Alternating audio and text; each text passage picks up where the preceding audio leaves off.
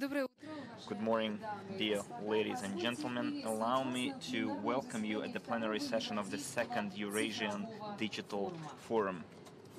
The forum is held by the Ministry of Communication and Information with the assistance of other interested governmental bodies, international organizations, professional and business communities. And now for the second year in a row, it has become an effective dialogue platform for discussing conceptual issues of digital transformation and harmonization of digital markets among experts. This topic is a priority on the agenda of all developed countries and international organizations, and is also included in the international priorities of the socio-economic development of the Republic of Belarus. Thematic accents, focuses of the forum are updated annually in accordance with the current trends. This year, as the main topic of the Eurasian Digital Forum, it is suggested to consider the prospects for creating a single Eurasian digital market, digitalization of multimodal transportation, and effective management of international supply chains. The business program of the forum provides for the following: a plenary session called Prospects for the Creation of a Single Eurasian Digital Market, Drivers and Barriers, as well as the following thematic events: sessions of the Eurasian Economic Commission, projects of the digital agenda of the Eurasian Economic Union, thematic section titled International Transport Corridors and Transcontinental Supply Chains. Upon completion of the first part of the plenary session, the official open ceremony of the 26th International Specialized Exhibition TIBO 2019 will take place. We invite all present here to take part in the solemn ceremony. And now I would like to invite the following people to take seats in the presidency of the plenary session: Minister of Communications and Informatization of the Republic of Belarus, Konstantin Shulgan; Member of the College, Minister for Internal Markets, Informatizations, ICT of the Eurasian Economic Commission, Karine Minasyan; Minister of Digital Development, Communications and Mass Communications of the Russian Federation, Konstantin Noskov; President of the National Agency for the Development of the Information Society of the Republic of Korea, Moon Yong-sik; Deputy Minister of Transport and Communications of the Republic of Latvia, Uldis Reimanis; Deputy Minister of Transport, Communications and High Technologies of the Republic of Azerbaijan, Elmira Velizadeh; the First Deputy of Minister of Communications and Informatization of Belarus, Dmitry Shedko. Distinguished ladies and gentlemen, I would like to give the floor to the Minister of Communications and Information of Belarus, the Chairman of the Organizational Committee, Shulgan Konstantin Konstantinovich.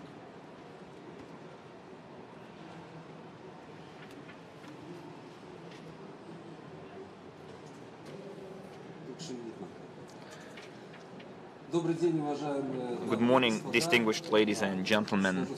I would like to say right away that I'm very glad to see you all. I'm glad that the team of people, the community of people who are interested in the Eurasian community, in my opinion, is growing, and hopefully, and I'm sure that it will going to promote active discussion of those issues that we raise, and in finding the solutions that we need at the current stage and presently. On behalf of the government of the Republic of Belarus, allow me to welcome you in Minsk, too, at the opening of the second Eurasian Digital Forum. In the Republic of Belarus, as in other countries, paramount attention is paid to the problem of digital transformation of the economy, government, administration and social sphere. This topic is a priority on the agenda of all developed countries. And thanks to the constant attention of the head of state, government and governmental authorities to the issues of digital transformation, the Republic of Belarus rightfully took a leading position among the CIS countries to form an active international activities. and harmonizing the digital markets of the countries of economic partners. The successful implementation of the initiative to harmonize the digital markets of the Eastern Partnership countries and the EU, the active cooperation of the Republic of Belarus with the Republic of Korea on the development of the national paperless trade system, as well as China on the implementation of the One Belt, One Way initiative, create the basis for expanding international cooperation in this area for the entire Eurasian region. Within the forum, I suggest that we discuss the current issues of digital transformation and facilitation of trade, ensuring the interoperability of national single one-stop shop window system for international trade, systems and services for supply chain management. We hope that the Eurasian Digital Forum will become an annual effective dialogue platform where business and expert circles, governmental authorities of Eurasian continent, the governing authorities of the international integration unions are able to discuss topical issues of creating and harmonizing a global digital market and jointly develop, which is most important, strategic decisions related to the regional agenda of digital cooperation. And on my personal behalf, I would like to add and to wish all of us successful and fruitful work, which is the reason for those events, in my opinion, because it is not always we find time in our working schedules to meet, to discuss the issues that we face, and in order to make those processes most effective and fruitful, I think this is the advantage of those events that we are holding right now. So I wish all of us fruitful work, pleasant partnership, contacts, business meetings, and have a nice stay and have a nice impression from visiting the exhibition and the city of Minsk. Thank you.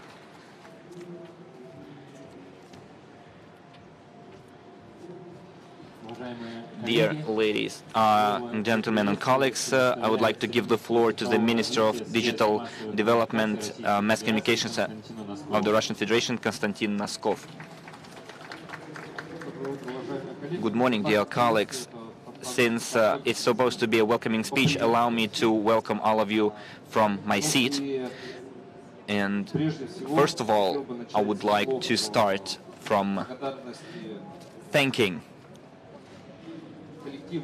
the Eurasian Economic Commission team, because the colleagues, and Konstantin Konstantinovich will support me here, and other colleagues do not give us a break and always push us towards creating this single Eurasian digital market. So accept my personal gratitude, keep that way, and I guess sometimes we are not active enough in our movement forward, but indeed for us it is an issue of survival, and for the survival of our union. Indeed, we have to make our we need to create a common space or area of trust. We need to lift those digital barriers that we've created between our countries, and we are actively working on that. I'm not sure whether it is within the format of a welcoming speech, but I would like to share a piece of news with you. Quite recently in Russia, we've launched a so-called register of Eurasian software. In our country, we've ensured by law the preferences for the developers of software from the countries of Eurasian Union, and the developers that are now in the register of Eurasian software have preferences in the public procurement and in the procurements with the participation of public companies. We're talking about multi-billion market here. Multi-billion-dollar market. For now, we've made this step unilaterally, only in Russia. We have such mode in operation, but I urge my colleagues from other Eurasian Economic Union states to see how it works and to join us, and maybe even bring this initiative up to the Eurasian Union level. And in overall, I would like to invite all the software developers from our region to submit their applications to the Ministry of Digital Transformation and Communication of the Russian Federation. Indeed, if the country of origin is a country within the Eurasian Economic Union, then the product will make part of the Eurasian Register of Software and will have preferences in the Russian market. As a welcoming speech, I would like to share this news, and I would like to urge my colleagues to make such pleasant announcements for our companies working in the digital markets of our countries. Thank you. Thank you very much, Mr. Minister. And I would like to give the floor to our next guest, Uldis Raimondis, Deputy Minister of the Ministry of Communications of Latvia. Good morning, ladies and gentlemen. It is a great honor for me to welcome you on behalf of the Ministry of Communication of Latvia at the plenary session. It's the second Eurasian Digital Forum, and the development of technologies in the modern world play a crucial role, and at the same time our habits change, and wishes and needs of people. And of course, I could make a joke here and say that technologies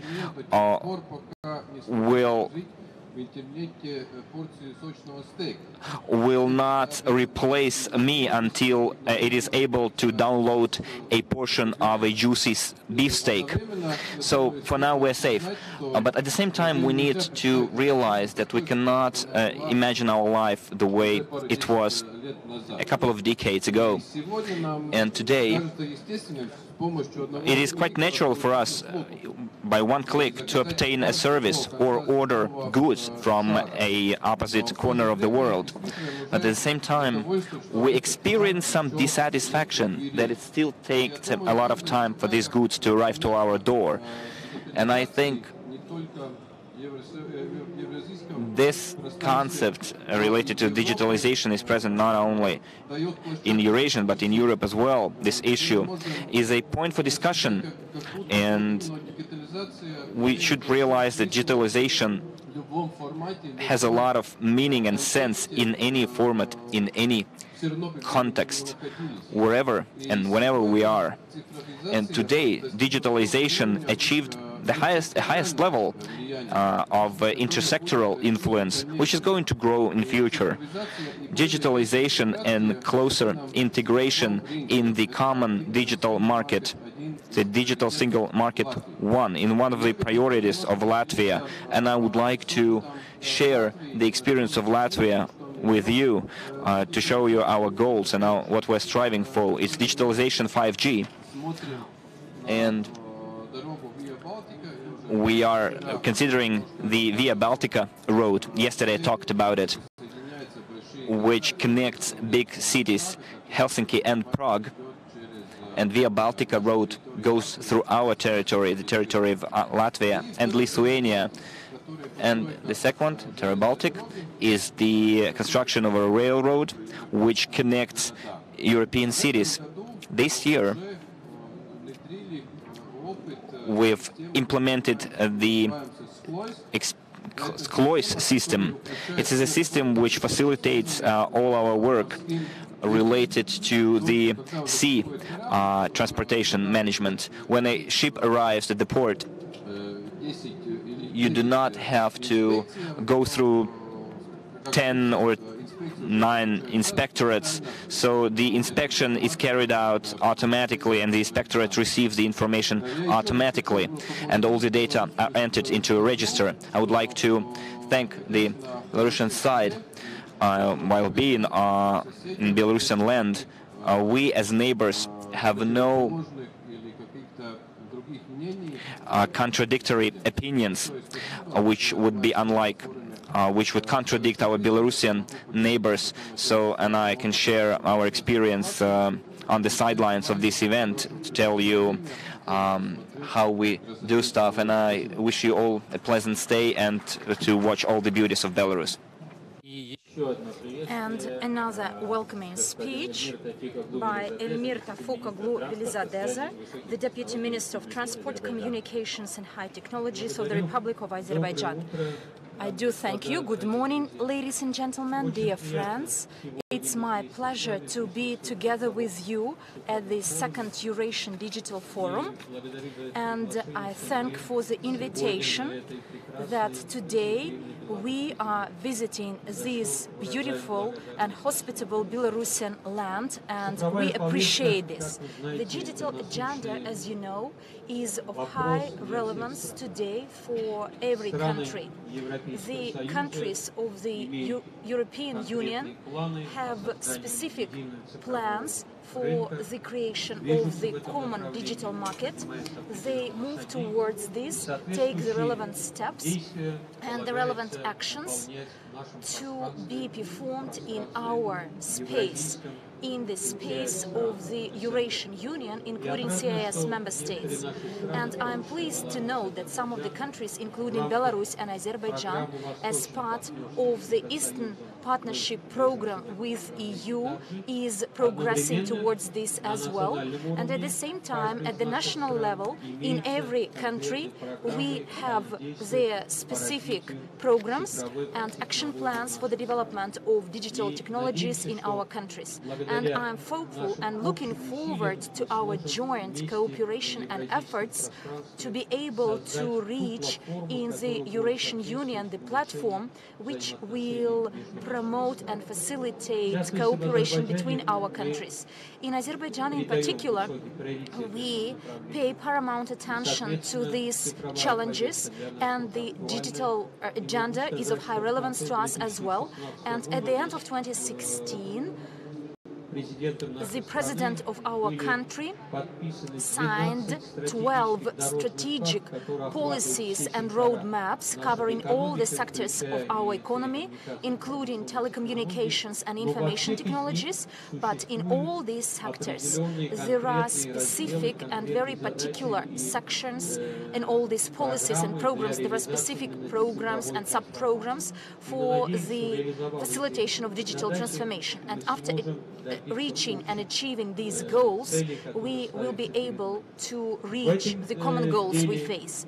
And in this regard, the tasks and roles played by the specialists and experts in our sector, in IT and telecommunications sector, is of high relevance, since we are the engine of this progress.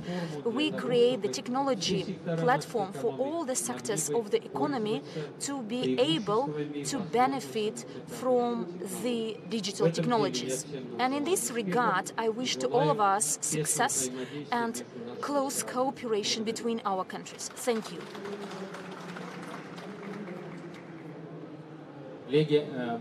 Dear colleagues, now I pass the floor to the speakers, the chairman of the State Committee on Science and Technology of the Republic of Belarus, Alexander Shumilin.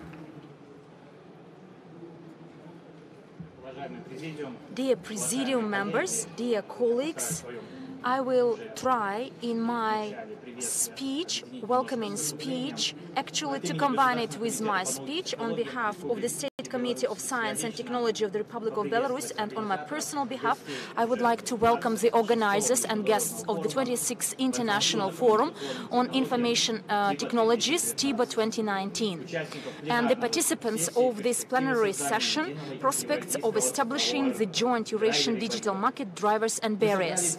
We were brought together to discuss solutions and technologies which aim to improve our activities in establishing the closer ties between the government and the society by creating high-quality cooperation and collaboration.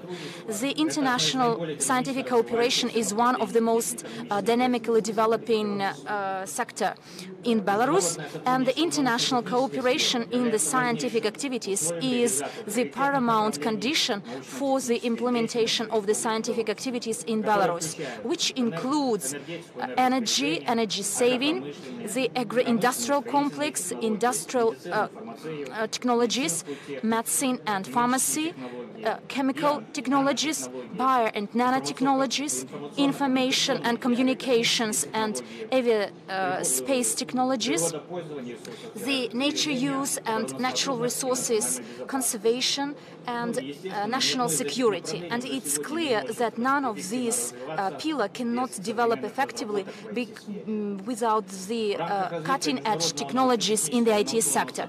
As part of the international cooperation in 2018, Belarus alone implemented 85 joint scientific and technical projects with China, Lithuania, Pakistan, Ukraine, Mongolia, South Korea, Poland, Cuba, Azerbaijan, Vietnam, Armenia, Russia, Kazakhstan, and many other countries.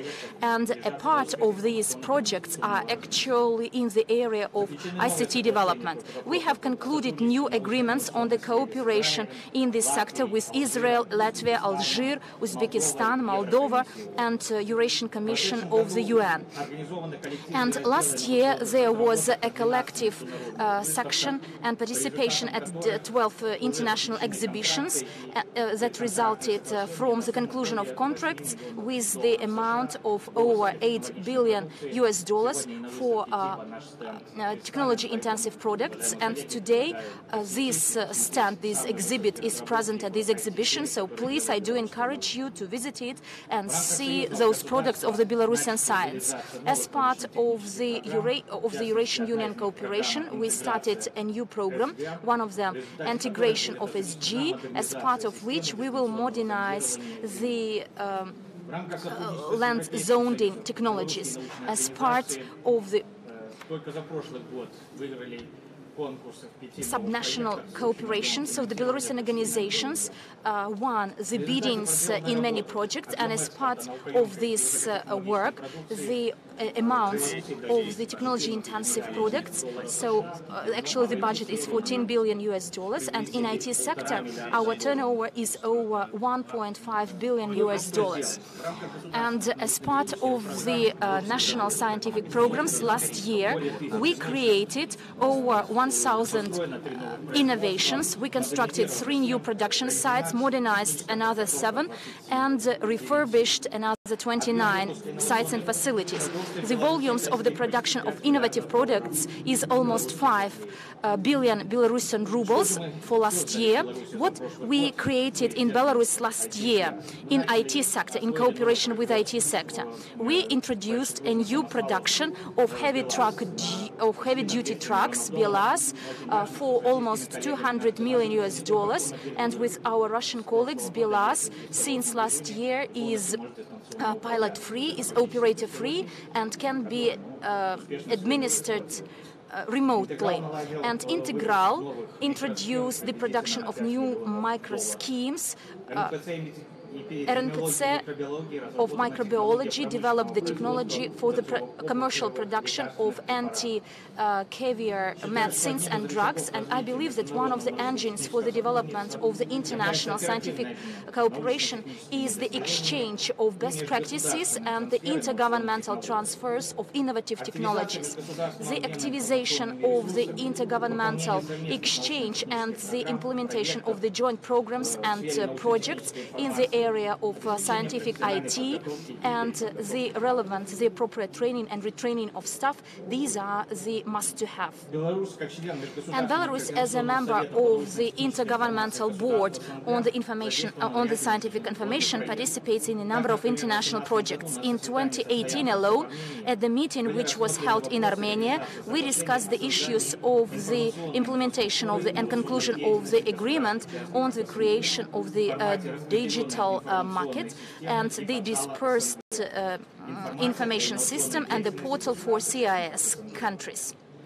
And as well, Belarus participates in the implementation of the agreement on the creation of the common scientific space of CIS member states, and as part of it, it is a member of the Committee on Scientific and Innovative Activities. And participation in these entities is of benefit to everyone and promotes new forms of cooperation, and we can benefit from the innovative potential of every country. In In Minsk last year, there was an international fund of innovative development for CIS established, and the goal of it is to develop intergovernmental innovative space. And this fund, this foundation, will enable us to develop new technology platform for innovative development and the introduction of innovative solutions. Apart from the participation in different entities, Belarus is also a member in the creation of the International Center of Scientific Information, and in 2018 the meeting was held in Belarus, which brings together a lot of officials and experts of the high level from different countries, representing their projects of national initiatives and international initiatives in the development of the scientific information, and reflect and discuss those issues relating to the development of economy, technologies, and education in the member states. Such meetings facilitate the international contacts and the expansion of the cooperation in the scientific sector. I would like to note the participation of Belarus in some innovative IT project implemented under some intergovernmental and international agreements. One of the large-scale programs was the creation of the integrated system of the Eurasian Union, as part of which Belarus developed the national segment for the country, included into the governmental data exchange of electronic documents. The integrated system combined the document flow of 5 member states of the Eurasian Economic Union. In addition to that, Belarus, when participating in this entity, also developed the work on the creation of the national segment for information infrastructure and government participation in CIS in the format of the disbursed information system and portal of CIS. At present, Belarus explores the format of the participation in new project, Digital Economy for Everyone. This project aims to the creation of the open digital environment, which includes scientific and technical information of different member states. Since Belarus is one of the initiators of the processes of the establishment of the common platform or space of scientific knowledge, this center may be established at the site of Belarus with the subsequent transformation of the national economy to new era. And next year we plan to conclude new international treaties in the area of science and innovations with Czech Republic, Bolivia and many others, which will expand the list of the partners. And by achieving these goals, we will increase the gross volume of the outbound products, but the share of the exports of the technology-intensive products will be increased by another 34%. And we see here that IT sector will act as an integrator and as a facilitator of all these processes combined. I am confident that interesting new solutions and approaches and introduction of cutting-edge solutions in the IT sector and follow-up development of sciences and information and innovative information sector by pursuing and applying the national solutions will become the concrete actions to promote the establishment of new high-quality economy both in Belarus and worldwide. I sincerely wish to all the participants and guests of the International Forum and of this plenary session as well interesting discussions and conversations, specific results to be achieved and establishing new business contacts. Thank you for your attention. Thank you. Dear colleagues, and now I'm passing the floor to the key speaker in the digital agenda of the Eurasian Digital Forum, the member of the Eurasian Economic Commission Board, Minister in charge of Internal Markets, Information Support, ICT, Karine Minasyan. Before I start, dear colleagues, I would like to welcome all of you on behalf of the Eurasian Economic Commission, and taking this opportunity, I would like to thank Konstantin Konstantinovich for this excellent organization of large events. And every time I come to Minsk, I see that the quality of these events improves. And I would like to thank Konstantin Yurievich for his nice words and for your high appreciation of the work we do. And in my speech, I would like to continue the discussion I started yesterday about the information ecosystems. So after lengthy discussions, we came to a conclusion that digital systems are the basic organizational unit of digital economy, the main subject that competes in the entire global area. Why is it happening so? Because it is the digital ecosystems that establish the rules of the game, and it is up to our regulators, the regulators of small countries. They miss those rules, and their algorithms are not clear to us. They form and manage the demand and supply. It is a common thing that we barely utter a word and we already get an offer for a purchase. They transform the model by which added value is formed. Our trade services working in the traditional economy do not even notice why their demand is going down, because that demand goes to the digital ecosystems, and that's where the supply is created as well. Those systems have better understanding of what the consumer needs, and it is in the heart of those systems that the consumer is located. The ecosystems deal with real integration and really lift all the boundaries. Now, such an instrument is being discussed as integrated SIM card. When we've been discussing for several years the data roaming and we're not able to achieve any solution.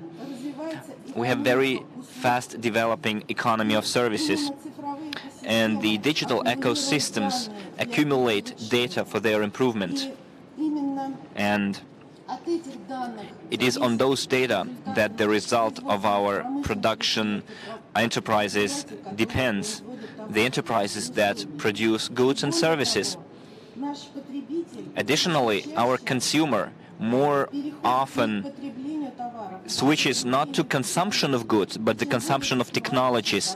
And the higher the high-tech level of the goods, the more it is attractive for the consumer, and the higher is the price that the consumer is ready to pay. And if we simply take a look at the level of globalization, the global ecosystem now is ranks first in the global listings. Well, we can say a lot of words about it and to think about it as well. But anyway, that's what we face in our real economies. That's why the president of our countries said in the digital agenda that we need to build our own Eurasian digital ecosystem in order for us to be able in the long run to ensure the competitiveness of our countries. We're moving towards ecosystems through implementing joint projects. We're at the beginning of our road. We haven't yet developed the regulatory framework for it. We will make mistakes on that path, but we're sure that we need to together implement projects which would allow us to preserve national sovereignty and independence. We're sure that we need to implement those projects through digital sandboxes, meaning that we should not first create the regulatory framework and then implement the projects, but we need to test the technologies, test the business models, and then based on them we need to create the fundamental laws and legislative framework. Standardization, another topical issue, use of single standards in our space area. Of course, taking into account international standards. By accepting international standards, we should see how free they are from technologies, how they are technologically neutral, how the use of those standards can create additional financial burden on our market players. Of course, we need to create joint resources, joint classifiers, joint requirements, joint channels of cooperation, and facilitate business in our region. And for that, we need harmonize laws. And that's what we're doing. That's what we are carrying out. And Konstantin Yurievich gave us good news that there are no barriers for business in Eurasian Union countries in order to participate in public procurements for software developed in our countries. And we need to harmonize our laws in order not to create new barriers. There is a lot of discussion for the traceability and marking of goods in different countries. All those projects are high-tech projects, and they need to create additional advantages for our business and not to create barriers. Naturally, it is our first steps on the platform of this splendid event. We're going to discuss the first projects, the projects of digital transportation corridors of the Eurasian Union. It is a project for creating Eurasian network of industrial cooperation. We're going to present you the initiative in the area of employment.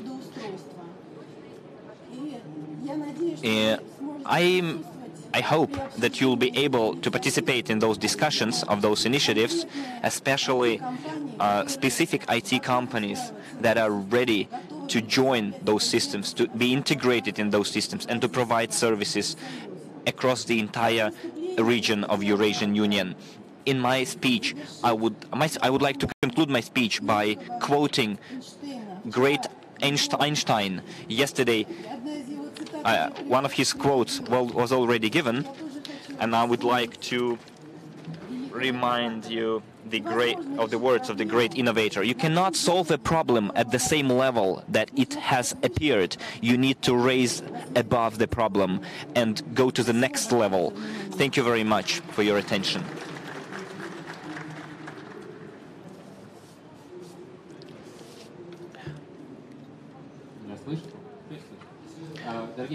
Dear colleagues, dear friends, we have a very tight schedule today for our plenary session. Therefore, if possible, please ask your questions during thematical events. But if you have a really burning desire to ask your question, well, we can give you some time for questions and answers. Do you have any burning, urgent questions that you need your answer right now? If not, then we move on. Karin Minasyan put it right, that for us, governmental authorities, it is very important to participate, to ensure that active participation of software developers, of those who have already experience in solving different tasks. And the next report will be given by one of the major partners of our forum, of our exhibition. It is Logan Gao, the Vice President for Eurasia region of Marketing and Solution Sales, Huawei.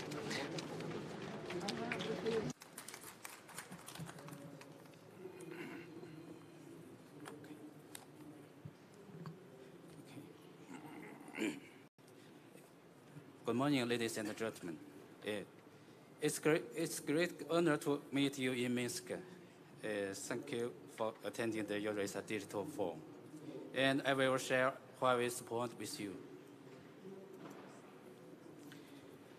We believe that digitalization is entering a new stage. The ICT digital industry is entering a new industry stage. The biggest future is this circle is the ICT digital technologies. And the digital infrastructure will be widely used by various industries.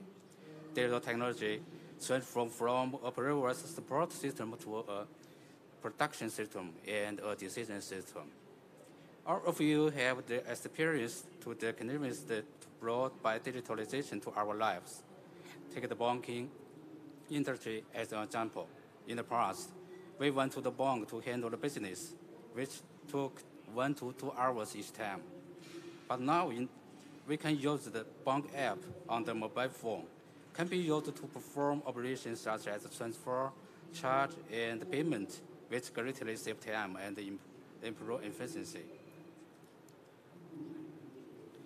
We have observed that the transformation and the innovation of the most business models can't separate with the ICT digital technologies.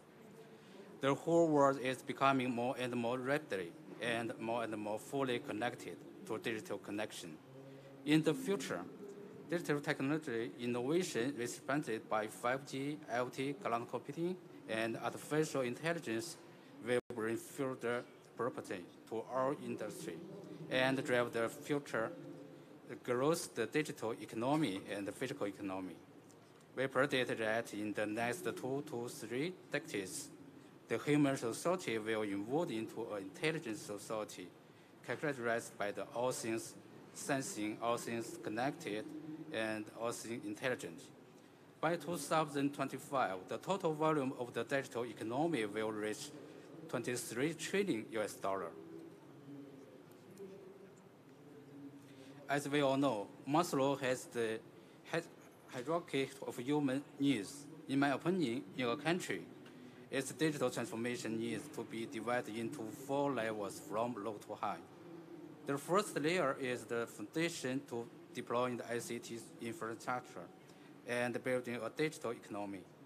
The second layer is the security, including the security of the physical world and the network world.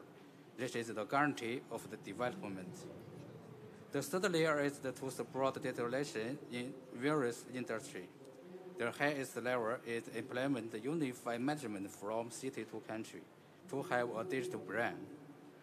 We found that when the requirements go to higher, the more cross department and cross industry collaboration are required. Each country develop different industry based on their respective advantage. For example, tourism, architecture, manufacturing, and every industry required lots of the cooperation, including the software service providers, cloud service providers, and the enterprise with professional skills.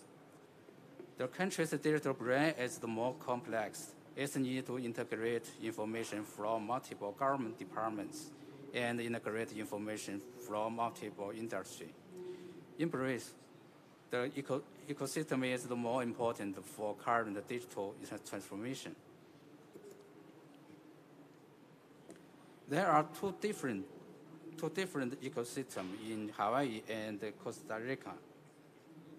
Hawaii is more than 3,000 kilometers away from another continent in the ocean. Animal, plants, or marine life are relatively close in this region, and a new species survived every 2,000 to 3,000 of years. At present, there are only 20,000 species. In Costa Rica, there is no gap between the continents. The ecosystem is open and diverse, and new species are introduced at a pace of 10 times faster than the Hawaii ecosystem. Currently, there are more than 500,000 species in Costa Rica, 25 times that of Hawaii, ranking the top in global biodiversity. Huawei is committed to build the Costa Rica digital ecosystem, and Huawei adhere to the following concepts in the construction of ecosystem. First, it is more important to expand the cake and expand the industry than to expand the own market share. This is the precedent to Huawei to build an ecological advantage in the future. It's also the responsibility of the industry leader. Second, it is the more important to manage cooperation than to manage competition. We work with related partners to deliver more values to customers. Third, benefits sharing are both the driving force of ecology and the result of successful ecosystem. With the support of these concepts, Huawei continues to move forward to build platform and ecosystem.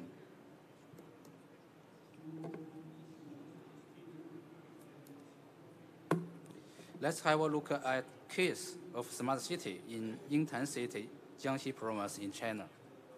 Yingtan is a small city with a population of 1.3 million, an important copper industry based in China. Faced with the difficulties of traditional transformation, Yingtan has accessed new opportunity brought by mobile network, build a smart city, and build a digital ecosystem. In the Yingtan, 37 industries, including smart water, smart light, smart parking, internet, and government service, and smart transportation, have achieved digital transformation in 18 months. 130,000 terminals are connected. The industry alliance has gathered more than 100 enterprises, and the research institute invests $1 billion a year. The three operators achieved network coverage of 100% in Yingtan. For the government, the smart city of Yingtan has built a model for the construction of small and middle-sized cities in China. This is largely attributed of the policy support and the long-term planning of the government.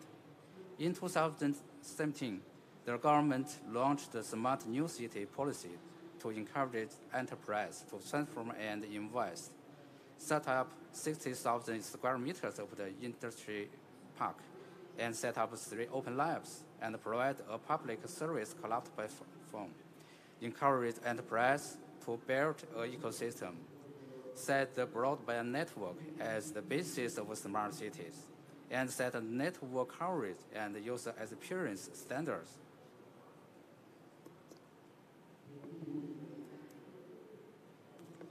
For the telco, the following under the telcos, all the operators signed the cooperation agreement with the municipal government, participate in the construction of the smart new city, and formulate the network construction standards, actively implement network deployment to realize the 100% 4G network coverage in Yingtan City, and seek industry cooperation to expand the market.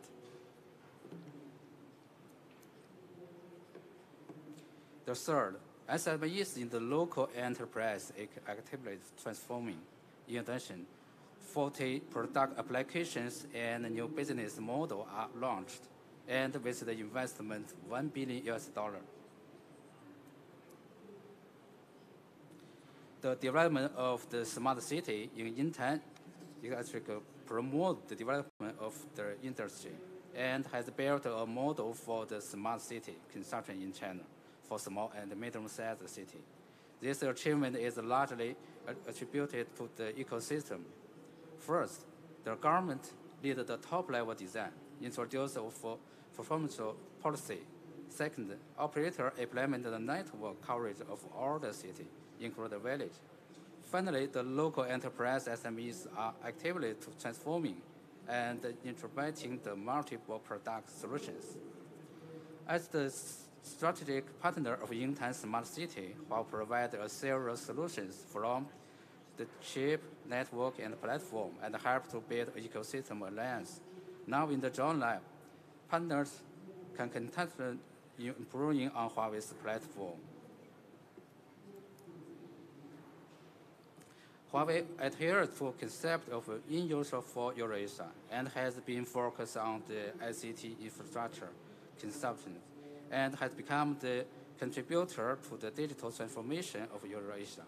We advise to accelerate digital transformation. It is recommended to consider the following concepts. The government plan the blueprint for smart city and build an ecosystem cooperation system and optimize the achieved and effective policies.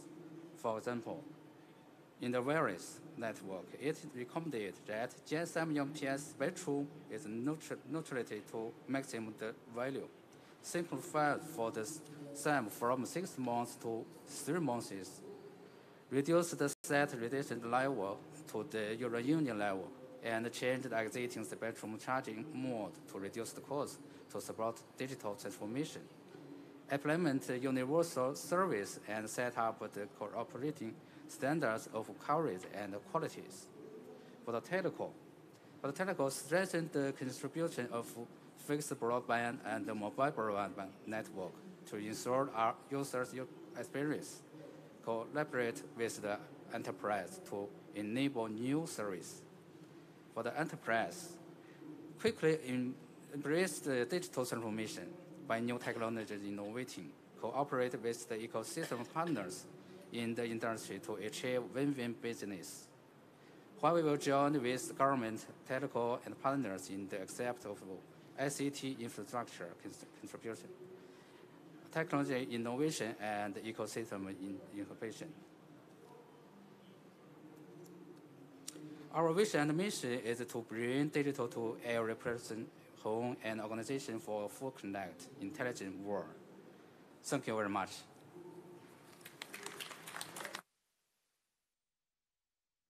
Thank you very much, Mr. Gao. Уважаемые господа, Ladies and gentlemen, should you have any questions? If no, then we can proceed. It's true that one of the priorities of the contemporary integration in the digital sector is the digital transport corridors and transformations in the transport logistics center. And I'm pleased to pass the floor to the first Deputy Minister of Transport and Communications of the Republic of Belarus, Natalia Alexandrovich.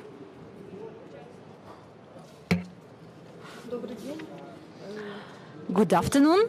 First of all, I would like, on behalf of the Ministry of Transport and Alexei Lyakhovich, for the replacement, since he was replaced as he was due to speak before you, the strategy of the digital transformation of the transport industry of Belarus and integration with the transport systems of the EU and Eurasian Economic Union. The main goal of the transport system of Belarus is to meet the needs of the economy and population in high quality and safe transportations.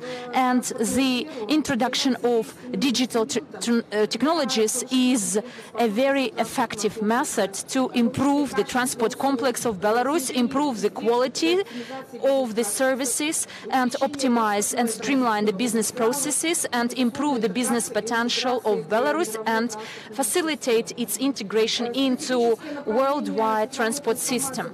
The digital transformation in the transport complex is implemented through the mid-term programs and policies of the country. First of all, this includes the program Digital Transformation as a sub-program of the National Program for Digital Transformation until 2020. And we believe that this sub-program will aim to improve the quality of the transport services and make the transportation safer and improve the logistics, the improvement of the system of information exchange and document recording in view of the international standards and regulations. This sub-program includes 3 activities to be held by Ministry of Transport with the relevant sources of funding. It includes the establishment of the Center for the Management of Traffic as part of the sub-program on the transit corridor improvement, and the establishment of the Center of Information for the flight passengers, and the development of the Information Center of Monitoring based on the information technologies of identification of document flows. The state program for the development of the transport complex of Belarus for this 5-year period for 2016-2020 includes and provides for the development of information technologies by the improvement of the resource management system, the forecasting of the traffic, planning of the load transportation, improvement of the e-documentation flow, introduction of the modern dispatch centers for buses and coaches with the use of the digital navigation, introduction of the safety methods in river and maritime transportation flows of Belarus, and the system of internet registration for regular flights, and the introduction of the cutting-edge technologies, including the system for the processing of the baggage and the flight traffic management. The state program on the development of the road care includes the creation of the smart transportation system, which includes the subsystems for the monitoring of traffic with the ongoing system and model, online model and real-time model, which monitors real-time the changes in the traffic in all the checkpoints and roads, the introduction of the situation management regulation in view of the information received from different systems, and the information of the passengers and the drivers about the situation in the roads, and the system of the dynamic load weighing for weighing those vehicles which go along the Belarusian roads. The unit for the establishment of the unit for maintaining the safety of the roads with the receipt of the information about the weather forecasts and video monitoring with the receipt of the real-time information and submission of this information to the owners of the roads, to the subcontractors about the status of the roads, to the state traffic police and other authorities, and information about the accidents that happen and in those places of concentration of different crashes and accidents. And the connection by the exchange of information through the common telecommunication system, which will enable and promote the functioning of this safety system to meet the benefits and needs of all the participants of the traffic. This system will be firstly introduced for first class or first category roads, and then in the Republican roads and highways.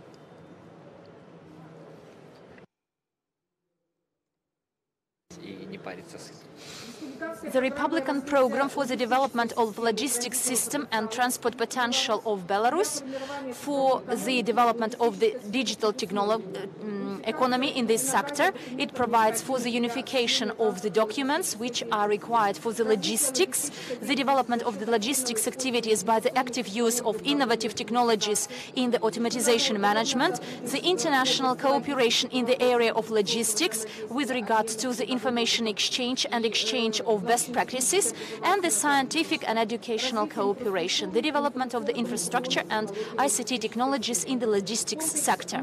The set of the activities of this program provides for the pursuance of a number of goals and targets in this sector, expand the use of the e-document flow, establish the national intelligence system for the monitoring of the traffic on the basis of the information technologies, the technology of automatic identification and accompanying documents, introduce the information resource for the automatization in the logistics processes, and develop and introduce new technologies, new IT solutions, which will speed up the flow of cargoes between China and Europe through Belarus, and implement another actions which will make all these procedures and processes compliant with the IFRIGHT standards. Smart tachographers, in accordance with the regulations of the EU, since the 15th of June this year,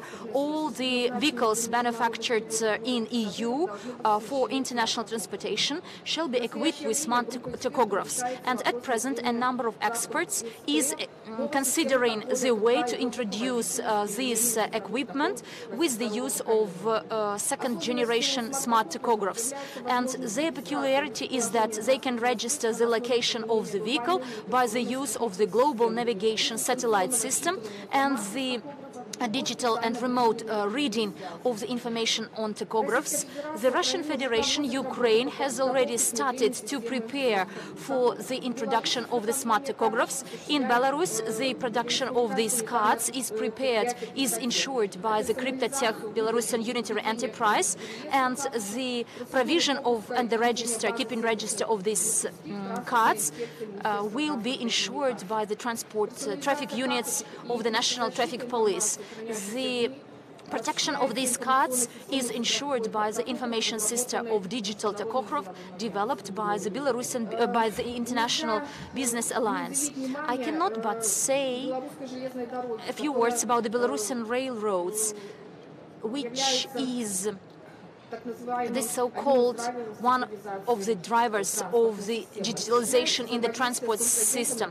They collaborate with the counterparties through one-stop window, through the portal of Belarusian railroads. They implement the technology for tracking the cargoes on the way, the electronic sealing, and the system for the onboarding of passengers and the production of the flight tickets through the special terminals, through the internet network, and the automatization and formation of the electronic invoices by the procurers or orderers upon the presentation and submission of their flight documents. I do apologize for this hiccup. To improve the quality of the services provided to the passengers, we develop and improve the accompanying services based on IT solutions and technologies such as payment terminals for the registration of the transportation documents, electronic tablets, the information terminals, and free Wi-Fi in railroad stations and bus stations. To develop the cargo transportation, one of the key areas is the optimization of the commercial work and improving the quality of services provided to the customers. So almost all the documents have been transformed into the digital format inside Belarus. Apart from that, the Belarusian railroads and Russian Federation railroads also shifted to electronic paper format almost all the documents, and this way they abandoned the traditional hard copies of documents. The transportation by the with the use of the electronic CMR between Belarus and Ukraine, which is the first route in the Belarusian railroad. And in the communication with the Latvia and Belarus and Russia, this paperless format has been provided to the railroads of wagons, which do not belong to the carriers. And in 2019, we plan to implement the real-time adjustment of the information about the traffic of the wagons and passenger trains and cargo trains. We also shape the digital model of the Belarusian railroads, optimize the system of management and keeping of information and document keeping. We develop the system of diagnostics and monitoring, the withdrawal of information from information systems and technologies real time. And in conclusion of my speech, I would like to note that the work implemented in Belarus for the digital transformation of the transport sector provides precondition for its integration and aims to its integration with the transport systems of the EU and the Eurasian Economic Union. And it shall have a positive impact on the quality of transportation services and safety of the transport services. This is the end of my speech. Thank you for your attention.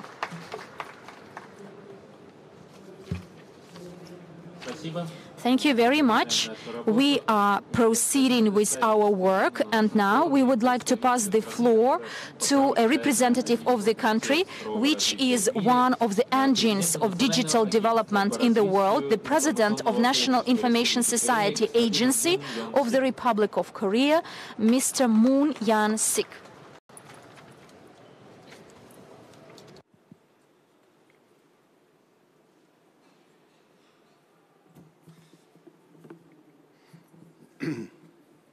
방금 소개받은 한국 정보진흥원의 문용식입니다.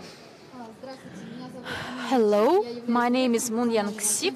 I'm the president of the National Information Society Agency of the Republic of Korea. 세계 모든 언어를 다 동시 통역해 준다고 해서 제가 특별히 러시아나 영어를 배우지 않았습니다. As they say, thanks to the artificial intelligence, the simultaneous interpretation could be provided later on through the artificial intelligence. Therefore, I didn't study neither English nor Russian. But let's give a clap of applause to the interpreters that will help us today. 제가 서울에서 민스크로 올 때 비엔나를 경유해서 왔는데 모두 16시간이 걸렸습니다. I came from Seoul to Minsk and changed in Vienna, and this flight took me 16 hours. 순차 통역까지 고려하더라도 제가 결코 20분을 넘지 않도록 최대한 빨리 진행을 하겠습니다. But today, I have only 15 minutes in hand for my speech, and in view of the interpretation provided, I will try not to delay and will be within 15-20 minutes, I promise. 전환 시대에 대한민국이 해야 할 세 가지 아젠다, 국가적인 아젠다에 대해서 설명드리고자 합니다. Today, I will speak about 3 agendas which are faced by Korea in the era of the digital transformation. 먼저 한국의 상황을 말씀드리고 그 다음에 세 가지 아젠다를 간단히 설명드린 다음에 마지막으로 한국의 미래 비전에 대해서 설명드리겠습니다. First of all, I will tell you about the current status quo in Korea, then I will shift to 3 agendas of my country, and then I will tell you about the future of our country. 지난 30년 동안 대한민국의 ICT 발전의 역사를 한눈에 보여주는 그래프입니다. This slide shows the 30 years history of the ICT technology development in South Korea. ICT 발전 지수 세계 1위를 차지하고 있습니다. Korea, over a number of years, ranks the first or the second in terms of the index of information technology development. 공공데이터 개방에서도 1위를 연속 2회했습니다. In addition, Korea always ranks the first in terms of the status to the access and openness of governmental data. 정부 평가에 있어서 3회 연속 1위를 하다가 최근 조금 부진해서 3위를 왔다 갔다 하고 있습니다. And apart from this, in accordance with the development of the e-governance development in Belarus, for 3 years it was the first, but now it is in top 3. 전자정부를 구축하는 그 사업에 저희 NIA가 뒷받침했습니다.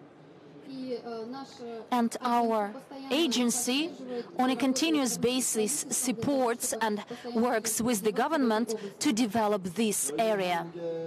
디지털 대전환에 있어서의 키워드 그리고 저희 NIA의 역할은 ENA 플러스 한마디로 설명드릴 수 있습니다.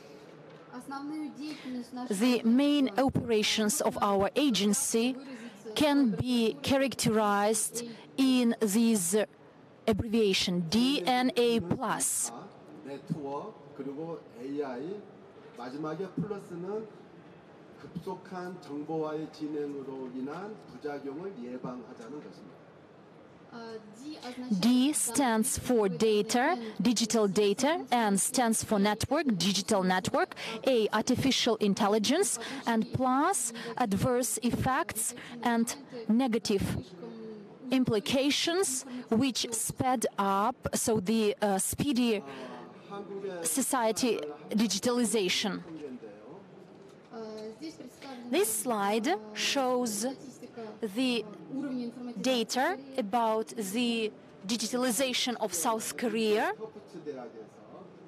전 세계의 디지털 진화 지수를 발표했습니다. In 2017, the Tufts University presented the Digital Evolution Index score of our country. 디지털화 지수는 세계 7위로서 굉장히 훌륭합니다. And South Korea in this index ranks the 7th. This is a very good indicator.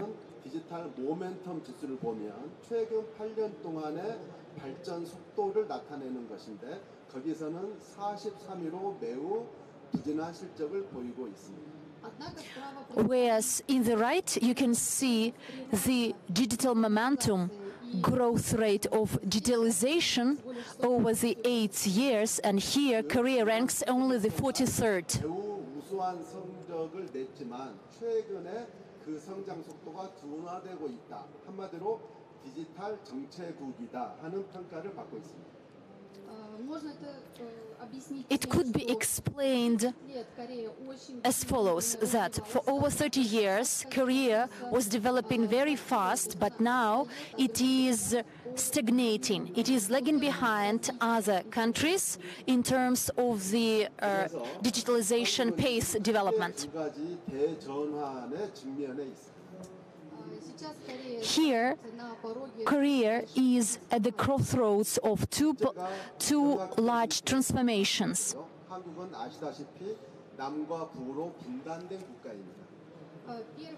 The first one being geopolitical transformation. As you know, South Korea is split into two parts, the South and North Korea. 북이 전쟁과 대결을 해왔고 그리고 북한과 미국이 핵 미사일 문제로 심각한 갈등을 겪고 있습니다.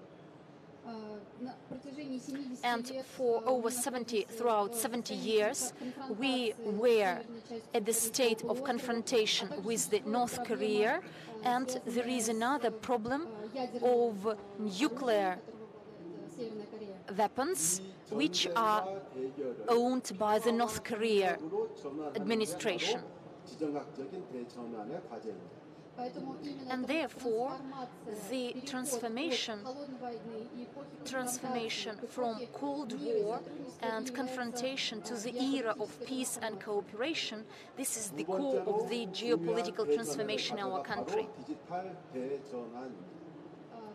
And the second dimension of our transformation is digital transformation. 대한민국이 하고자 하는 세 가지 주요 국가 아젠다를 설명드리겠습니다. And now I will tell you briefly about three national agendas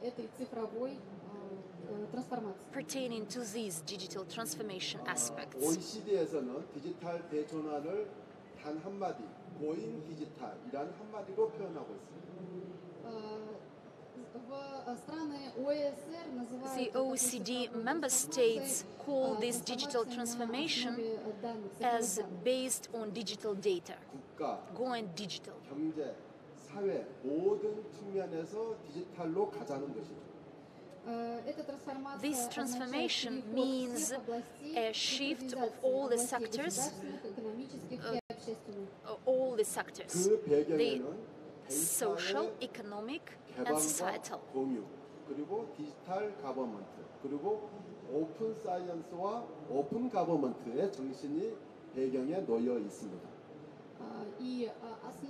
And the core of this transformation is data access and sharing, digital government, open science as well. 이에 따라서 대한민국은 첫째, 경제적인 측면에서 전 세계에서 데이터를 가장 빠르게 그리고 가장 잘 안전하게 사용하는 국가로 만들고자 합니다. In terms of the economic pillar, South Korea intends to become a country which is best of all able to work and use digital data in a faster pace and in the safest way. We want to achieve digital innovations by creating the digital highway.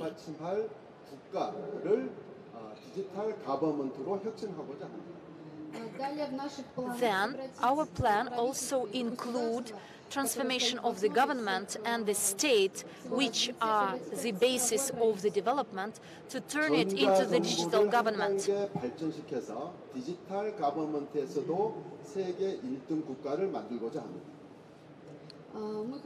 We also want to achieve a high-level development of the digital government and reach the highest rankings and positions in the relevant ranking.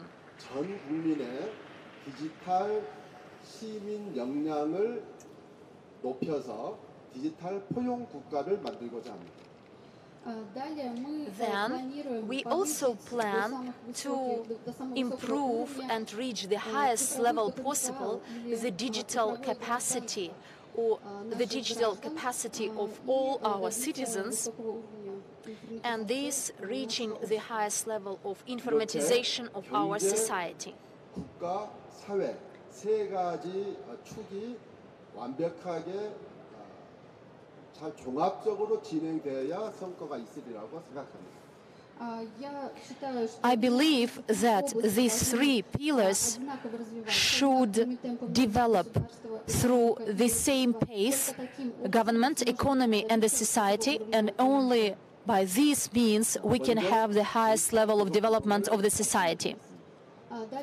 The next is digital highway. 대통령께서는 지난 8월에 데이터 경제 활성화 선언을 하셨습니다.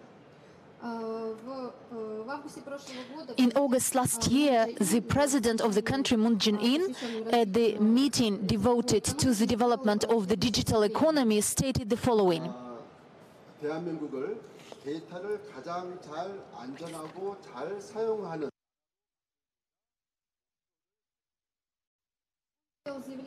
He said that our major goal is to make South Korea the most developed in terms of the internet and in terms of the use of the internet. And he proposed to construct a digital pipeline in the era of digitalization. 데이터를 잘 활용해서 모든 산업과 사회의 혁신과 새로운 서비스를 만들어내는 것을 말합니다. And it means that South Korea will become a country where data will use as a catalyst of the development of businesses and services. 생성과 유통과 분석, 활용을 통해서 이루어지는 경제를 일컫습니다. And our economy will turn into the economy where data will be created, disseminated, analyzed, and used in the safest way and in the fastest way. 데이터 경제는 데이터를 활용해서 각 산업과 사회가 만들어내는 새로운 생산성, 부가가치까지를 아우르는 개념입니다. And this digital economy will create and facilitate further development of all other sectors and industries. 경제의 동력, 혈맥은 시대적으로 크게 변했습니다. The arteries and veins of the South Korea economies constantly changed when different eras changed. 인프라로서의 물리적인 고속도로가 경제의 혈맥 역할을 했습니다. In 1970s, during the industrial era, this pipeline for the economy was the highway Hambu, expressway Hambu. 산업 단위가 만들어지고 수출 항만이 생겨서 산업화의 기적을 만들어냈습니다. And due to the construction of this highway, we managed to reach the high level of the development of the economy and industrialization of the society. 정보화 시대의 초입에는 네트워크 인프라를 구축했고 이게 경제 성장의 원동력이 되었습니다. 20 years ago, early 2000s, in the information era, we managed to construct the information superhighway, which became the backbone for our economy. 전국에 깔린 초고속망, 즉 정보 고속도로의 힘으로 대한민국은 IMF의 위기를 극복하고 수많은 벤처 기업이 생기고 삼성전자 같은 국제적인 기업이 등장했습니다. And thanks to the construction of this highway, superhighway network across the country, we managed to reach the high level of development and to combat the financial crisis. And we got in our country such large companies as Samsung. 이제 새롭게 데이터 고속도로를 깔고자 하는 것입니다. And now, after 20 years passed, we plan to construct the digital pipeline. 유통, 분석, 활용까지를 전체의 생태계를 만들어내는 것입니다. It means the construction of the common ecosystem where data will be created, disseminated and used. 저희는 AI 데이터 경제 5개년 계획을 이미 세워서 착실하게 실천하고 있습니다.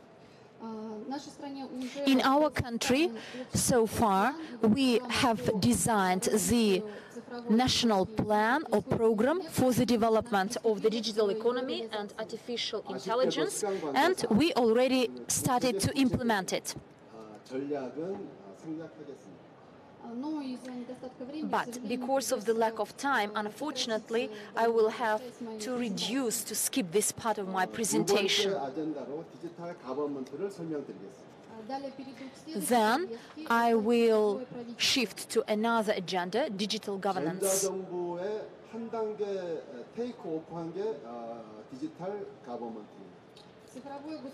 Digital government is the next stage or phase after the e-government initiatives. 디지털 가버먼트는 그 정부 시스템의 설계에서부터 디지털의 가장 강력한 힘을 설계 그대로 반영한 디지털 퍼스트 시스템이 전 디지털 가버먼트입니다. What does digital government mean?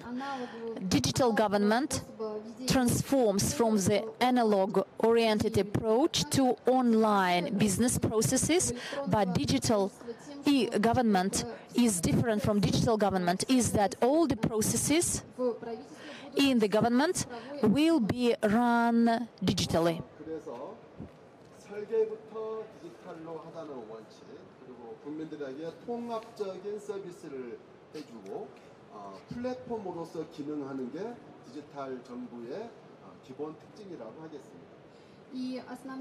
And the main features of this digital government will be provision of integrated services to all the citizens of the country, as well as formation of the government as the establishment of the governmental platform. We will skip, unfortunately, this part as well, which includes and features 5 principles of the digital government.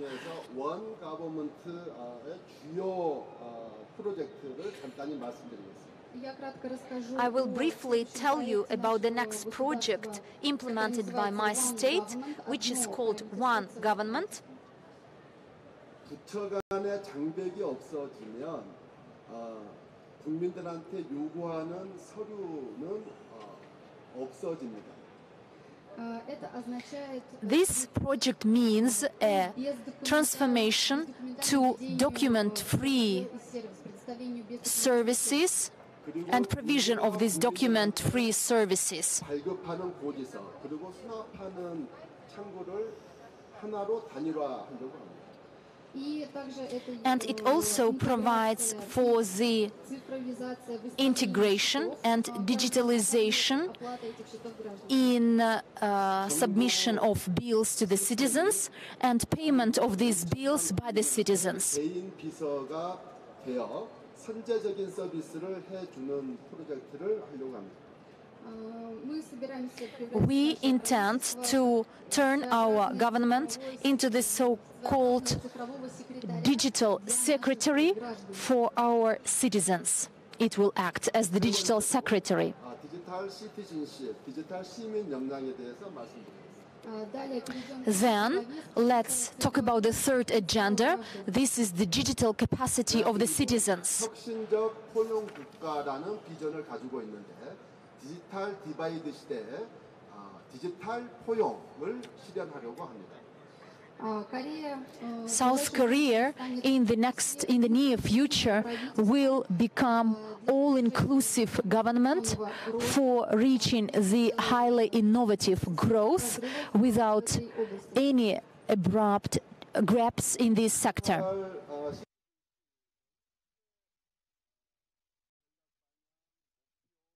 추진 방법이 정의되어 있으나 구체적인 내용은 생략하겠습니다.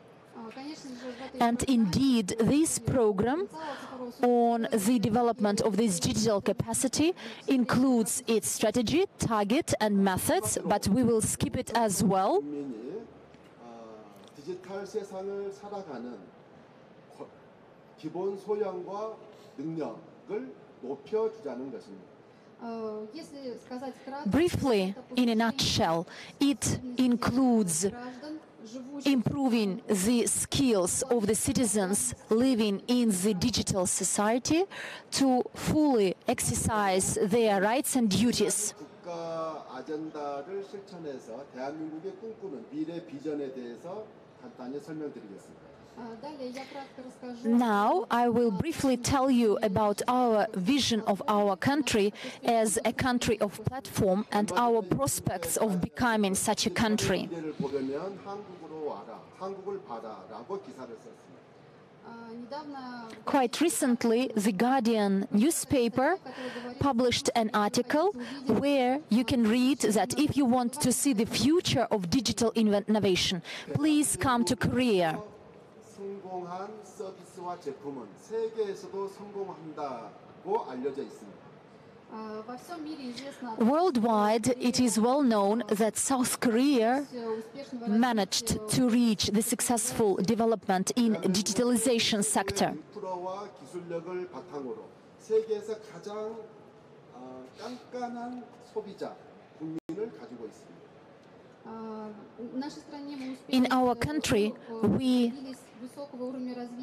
enjoy the high level of development of the infrastructure, technologies, which all the citizens of our country can use. 디지털 시대 글로벌 디지털 플랫폼 국가가 되고자 합니다. And in future, our country plans to become a country, platform country, or a country of the global digital special zone. 전 세계 기업들, 인재들에게 세계 최고의 인프라와 기술력을 제공할 것입니다.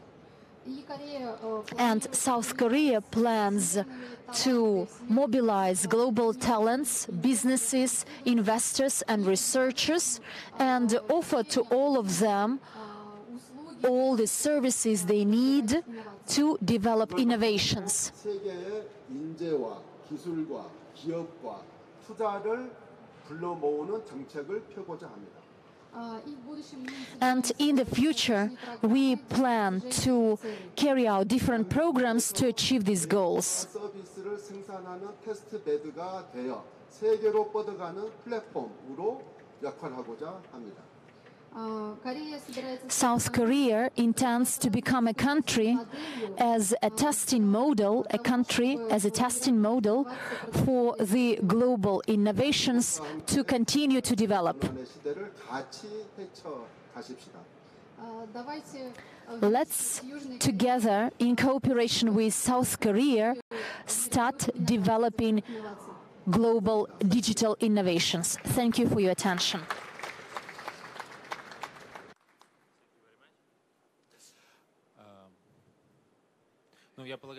Well, I suppose that the Korean experience would require a whole session to tell all about it, but I suggest that I hope that our Korean colleagues at our events of our forum at the exhibition will be able to answer your questions and about those educational programs that they are implementing for the Eurasian Economic Union countries as well. Very valuable experience, but let's go back to Belarus and give the floor to the representative of a neighboring country, our important partner, the chairperson of the Observatory Council, the president of the joint company, the vice president of Fiat Ukraine, Oleg Platonov. Good afternoon, ladies and gentlemen. I'm not going to deliver a presentation per se. The agenda topic is the tools of governmental administration, regulation, the multimodality issues of digital economy. I'm representing a private company in Odessa, and I would like to share the experience that Ukraine has. Ukraine is active in the Trade Facilitation and Logistics Facilitation Center in the business electronic transactions of UN, and the main issues dealt by the center is to provide the possibility for open and accessible and open access to the entire community to the possibilities offered by digital economy. I'm thankful to Karina Minasyan for telling us how Eurasian Commission works on those issues. And as a private company, we are part of Kazhneshtrans Association, and we are members of the Eurasian Union of Forwarding and Logistics Organizations. It's a communications platform between Eurasian Commission and business of the Union. Ukraine supported the initiative 5 years ago, and now we've actively been observing those processes in that beautiful country, Belarus. This work was supported by the Belarusian Association of Car Forwarding Companies, represented by Nikolai Ivanovich, who was the first president, and the next meeting of that organization is going to be held on the 23rd in Moscow, and there will be a round table dedicated to the digital economy issues. And as for the tools themselves, our task is to create good conditions, starting from the production to the end consumer, using the possibilities offered by trade and logistics solutions, and the UN facilitates this area by producing recommendations, starting from the recommendation number 1. It's a forms and document samples, and one of the main issues on the agenda globally is to create national authorities for facilitating trade. Ukraine has such an authority, an international council for supporting trade. It consists of 4 groups. One of them is to ensure facilitation of procedures. A strategy was developed. We have created one product which has been recognized, which is designed to do away with the corruption in customs. So an information system of port community was created, which combines more than 1,204 users. We're talking about all ports of Ukraine. As for the traditional and innovative methods, unfortunately, 2% of the market players are still using traditional method, and 98 market players opted for innovative methods, and the information system of the port community allowed us to reduce the paperwork from 53 to 11.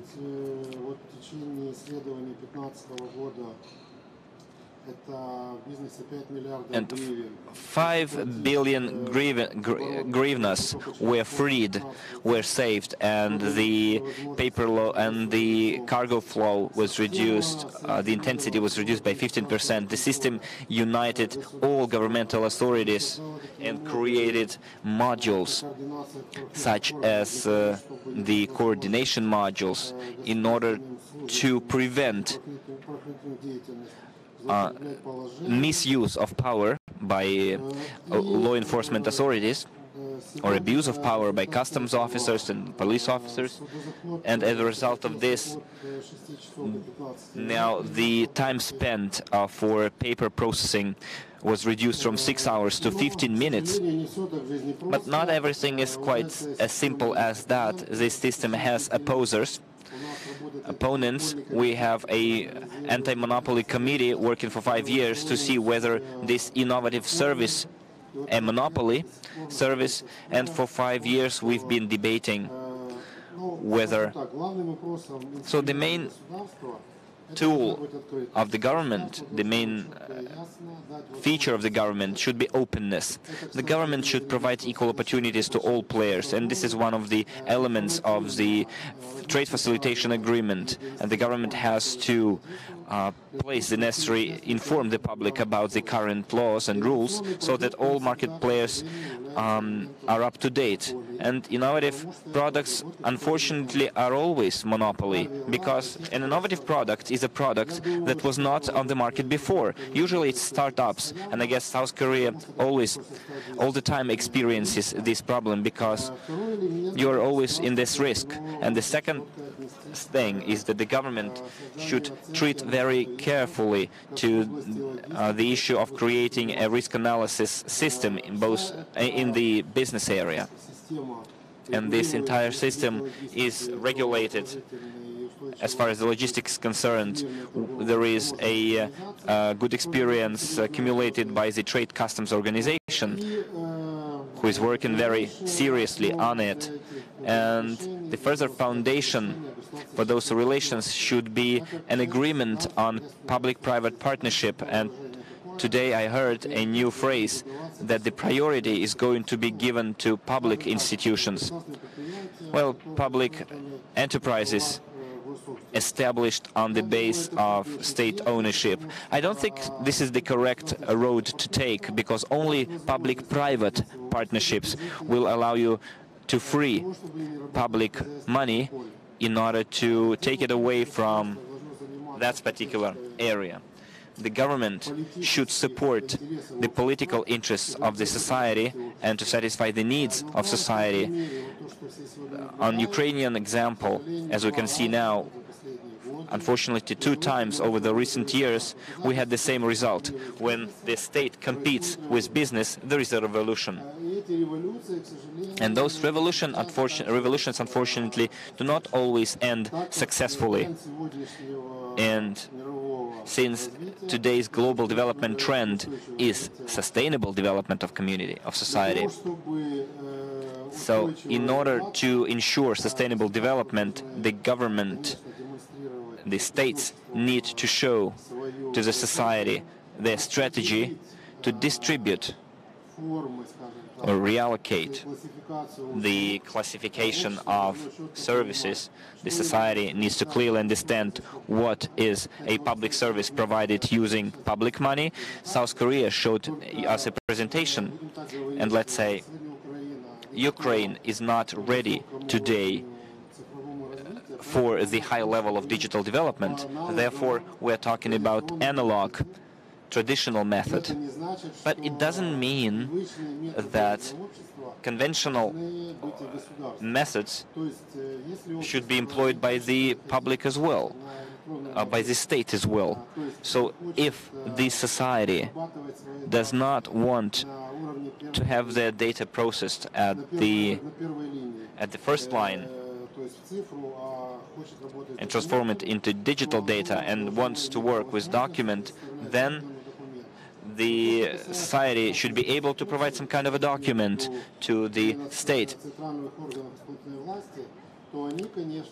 The central authorities should strive towards creating a digital space and enter that data into the system, so that the system is able to control processes. The best methods of facilitating the procedures is strict total control. Unfortunately, we're not talking about the Soviet era control, when everyone was under control and everyone wanted to check everyone. It's a tool-based control, which using high technologies does not upset citizens,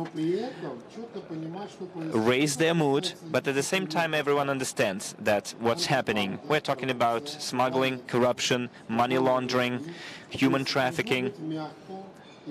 So the whole thing should be soft and convenient. Those who do not break the law, they go barrier-free across all transboundary procedures. Those who represent risk shall be analyzed and shall be checked. And then it won't cause any irritation among society. Another important issue in governmental tools is the level of coordination and cooperation among governmental authorities and between the government and society. The Ukrainian model, current Ukrainian model, allowed to control such processes through public councils. All executive authorities have public councils elected for 2 years. The public council has the right to recommend to the manager, to the head of the central executive authority, a solution, and if the head of the executive authority ignores without any justification such recommendation, then there is a council of the heads of the public councils that can recommend to replace that particular manager so that he does not hamper the development procedure. And all procedures should be tolerant and inclusive. Well, as for digital economy as such, Ukraine adopted a strategy on April the 1st, although it's a full days.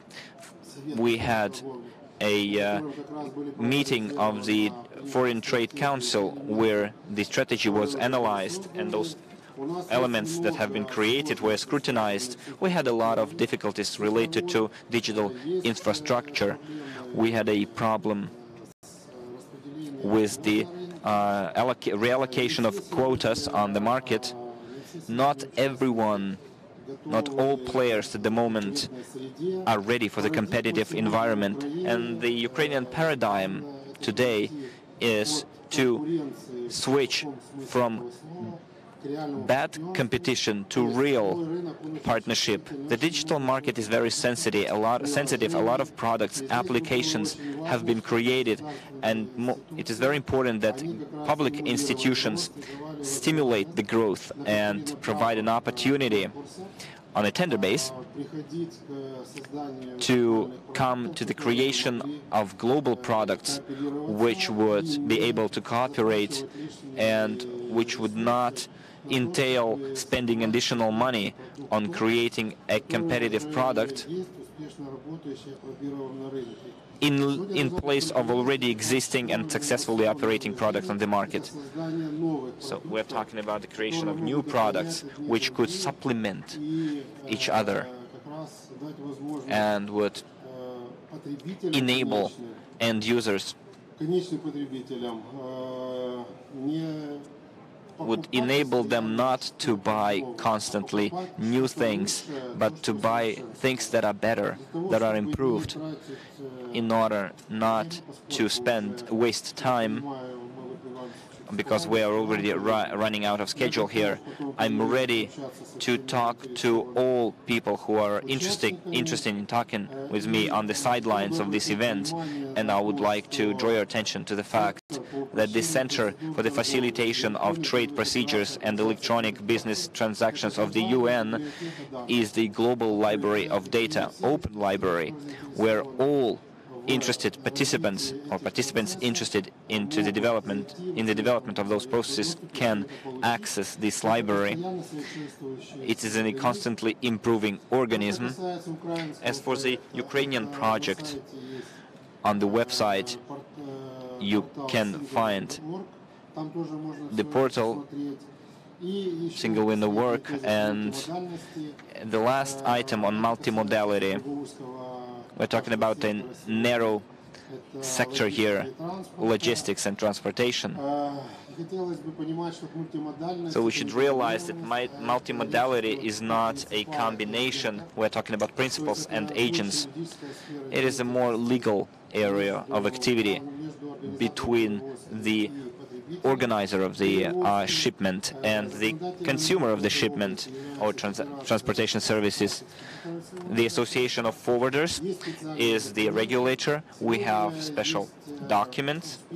Today we have successful solutions developed by the Association of Railroads, which created a multimodality documents for transporters, and those who are interested in it, you can familiarize it within the Association of the Railroads. You have new advantages for railroad carriers, whereas before railroad carriers were monopolists and were dictating the clients. Now the new regulations provide the cargo owners with options to decide on the carrier, to decide on the checkpoint, enable them to make decisions on their own when the cargo is lost or damaged, and a lot of other innovations. And the Association of Cooperation of Railroads are now working on a digital document. Today Belarus, Lithuania, Ukraine,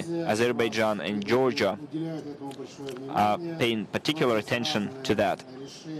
We have different solutions in different areas of cooperation: the Baltic, Black Sea, Guam, TNTM, a number of products which I think within the next few years will find a solution. And the digital bill of lading, or CMR. So when I'm saying digital, we're not talking about a PDF copy of the paper document, but purely digital entry, which allows us to save a lot of time and space, which we digitally secure that entry with a digital signature. It's not common for Europe. So I'm thankful to Belarus and the president, so that Belarus took a system-based approach.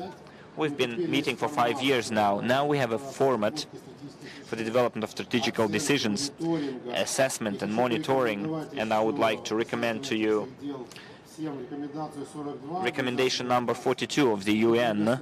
It's a recommendation for states. Well, businesses can use them as well. It's how monitoring should be carried out, monitoring on all the changes that are implemented by the states.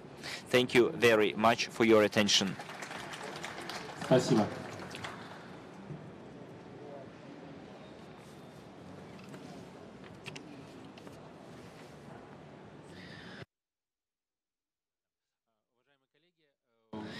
Dear colleagues, unfortunately for us, I have to ask Konstantin Konstantinovich and our colleague to move on to another event where a memorandum will be signed between two ministries, and we will continue our work as planned.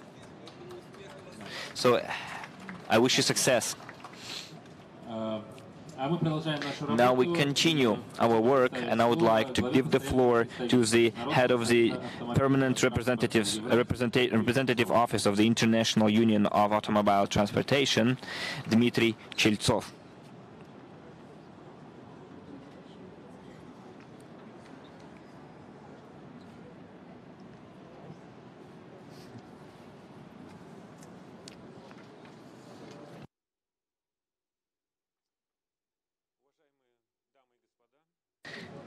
Distinguished ladies and gentlemen, colleagues, friends, allow me, on behalf of the International Union of Automobile Transport and the General Secretary of IRU, Umberto Di Preto, to express gratitude to the government of the Republic of Belarus and the organizers for giving me the opportunity to speak.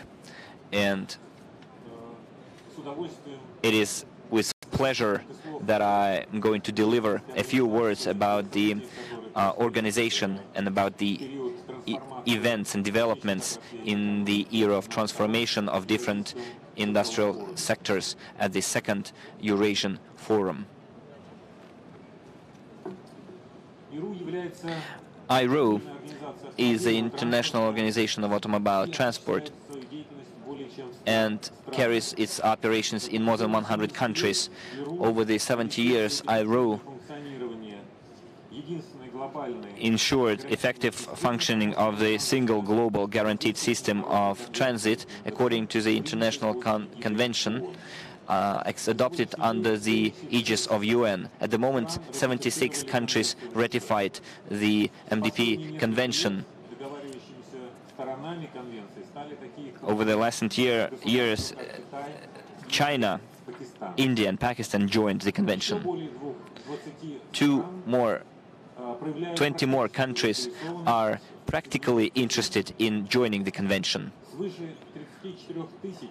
Over 34,000 transportation and logistic operators use the system for quick and reliable movement of cargo through the customs control and through state borders. Together with the Eurasian Commission and the countries of the Eurasian Economic Union, we are moving along the path of creating digital corridors and digital environment. We have very ambitious tasks to increase the efficiency of use of the transit potential of the countries, and switching to the digital format of interagency cooperation, the interaction between cargo owners and carriers, subject to ensuring proper control from the relevant governmental authorities. Great contribution into the formation of a legal framework for the digital transformation in the area of international transformation is made by active participants and international organizations. In February 2019, the ministers of Europe and Asia adopted a resolution on the Committee of Internal Transport of the European Commission on the strengthening of cooperation and integration in the area of automation and digitalization of transport. The document talks about the support of technologies up until 2030. In my report, I would like to say a few more words about the work carried by the countries in order to bring the main UN tools into digital format in the area of procedure facilitation. We are talking about the Customs Convention on the International Transportation using the CMR booklet and TAR. Thanks to the use of harmonized procedures provided for by the above-mentioned conventions, you can ensure traceability of the cargo and vehicles from the sender to the receiver, while ensuring the guarantees of payment of all customs duties and levies. In the Economic Commission for Europe is conducting quite active work on the harmonization of documents, and most countries support the fast-track digitalization. And in June 2019, the Annex 11 of the Convention can be adopted, which will serve as a legal framework for the global adoption of the Digital Convention and possibly E-tier. A number of countries already testing the advantages offered by E-tier. In EU and Economic Commission for Europe has already launched and implemented a pilot project, and the countries continue using the same tool for regular transportations. In 2019, a new pilot project, E-tier projects, will be launched, so-called Batumi corridor, Ukraine, Georgia, Azerbaijan and Kazakhstan.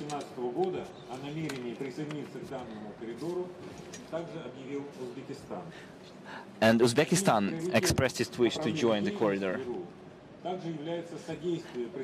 And also China is going to intends to join the E-tier pilot project.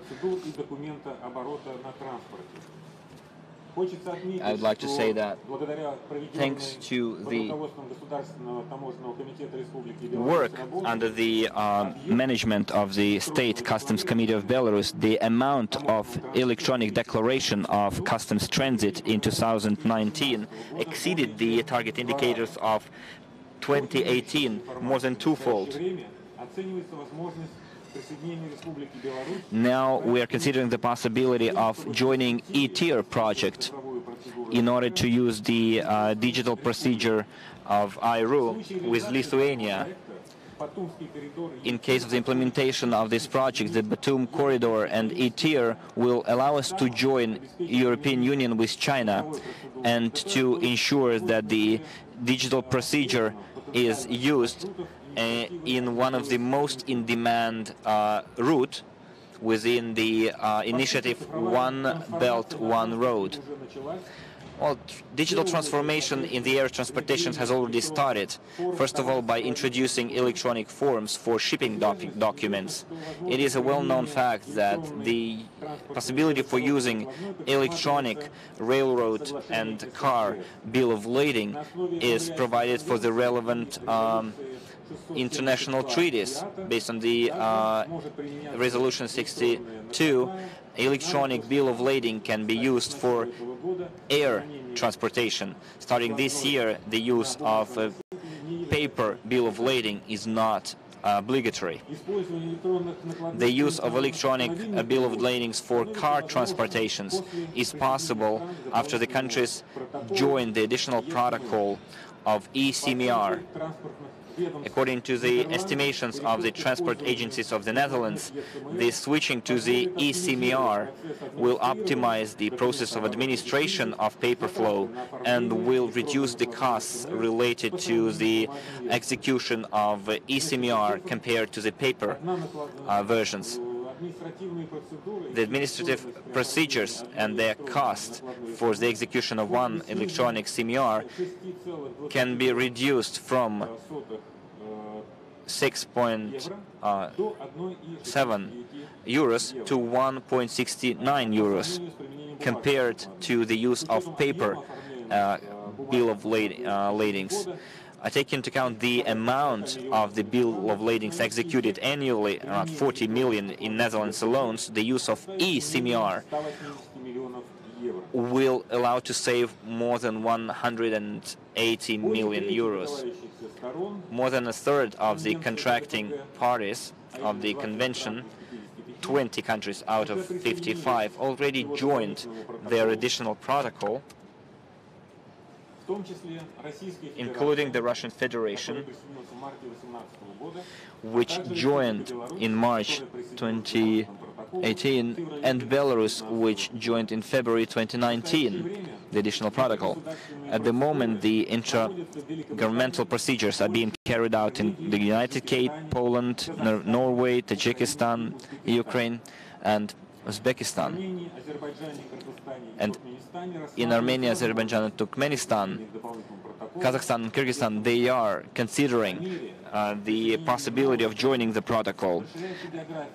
Along the joining of new countries, the CMR geography is extending and the favorable condition for real-life practice or testing are being created. The first transportations using eCMR were carried out in Spain and France in January 2017. Now Spanish and French operators use eCMR on a regular basis. In March 2018, the Benelux countries, based on the decision of the Committee of Ministers, started implementing the projects on organizing transportations using eCMR, which is designed for 3 years. After joining in March 2018 of Russia to the additional protocol to CMR, using the within the IRU, a discussion was held, the discussion of the plans of use of those transportations between Russia and Latvia. In October 2018, the meeting of the Joint Commission of Latvia and Russia was held, and the practical use of using electronic CMRs were discussed. In February 2018, the EU implemented a pilot project on using transportations using eCMR, using at least 4 corridors through the territory of 5 countries. For the flow of eCMRs, our ELIX platform is used, created by the EU, to manage information logistical flows. On March 28, 2019, at the meeting of the Subcommittee for Automobile Transportation of the Eurasian Economic Union, the representatives of the countries of the Eurasian Economic Union supported the proposals of IRU and other colleagues on the test transportations, shipments using eCMR among countries that joined the protocol. We're talking about Russia and Belarus. Dear colleagues, today the digital transformation becomes one of the drivers behind the innovative development, and the implementation of electronic tools in the countries show that the economic effect from the implementation of the projects aimed at the digitalization of transformation can be quite considerable. A lot of attention is given to the implementation and introduction of international standards and the adoption of the relevant legal framework, which entails mutual recognition of electronic signatures, extension of information support, cooperation, and the integration of different digital platforms. It is very difficult today to find answers and solutions to the challenges alone, but I'm sure that we will be able to achieve that goal if we combine our efforts. In conclusion, allow me to express my gratitude once again to the organizers for the high level of preparation of the second Eurasian Digital Forum, and to wish all of the participants successful work. Thank you for your attention.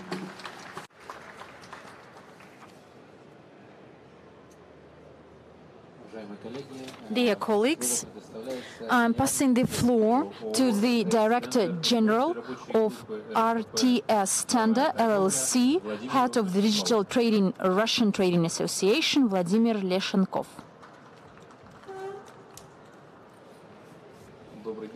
Good afternoon, dear participants. First of all, I would like to thank the organizers for the invitation received, with an opportunity to speak in front of you, share our experience, those solutions which now we jointly have implemented with my colleagues, or maybe establish some other contacts to do the meaningful things together. It's true that in the era of globalization of economies of the world, we shall apply new solutions which will enable us to ensure fast decision-making without man involved, because in our speedy work, human brains are not enough. We have to apply digital technologies. And we all know that digitalization is one of the key topics which is on the agendas in different sectors of our human being. It applies to everyone.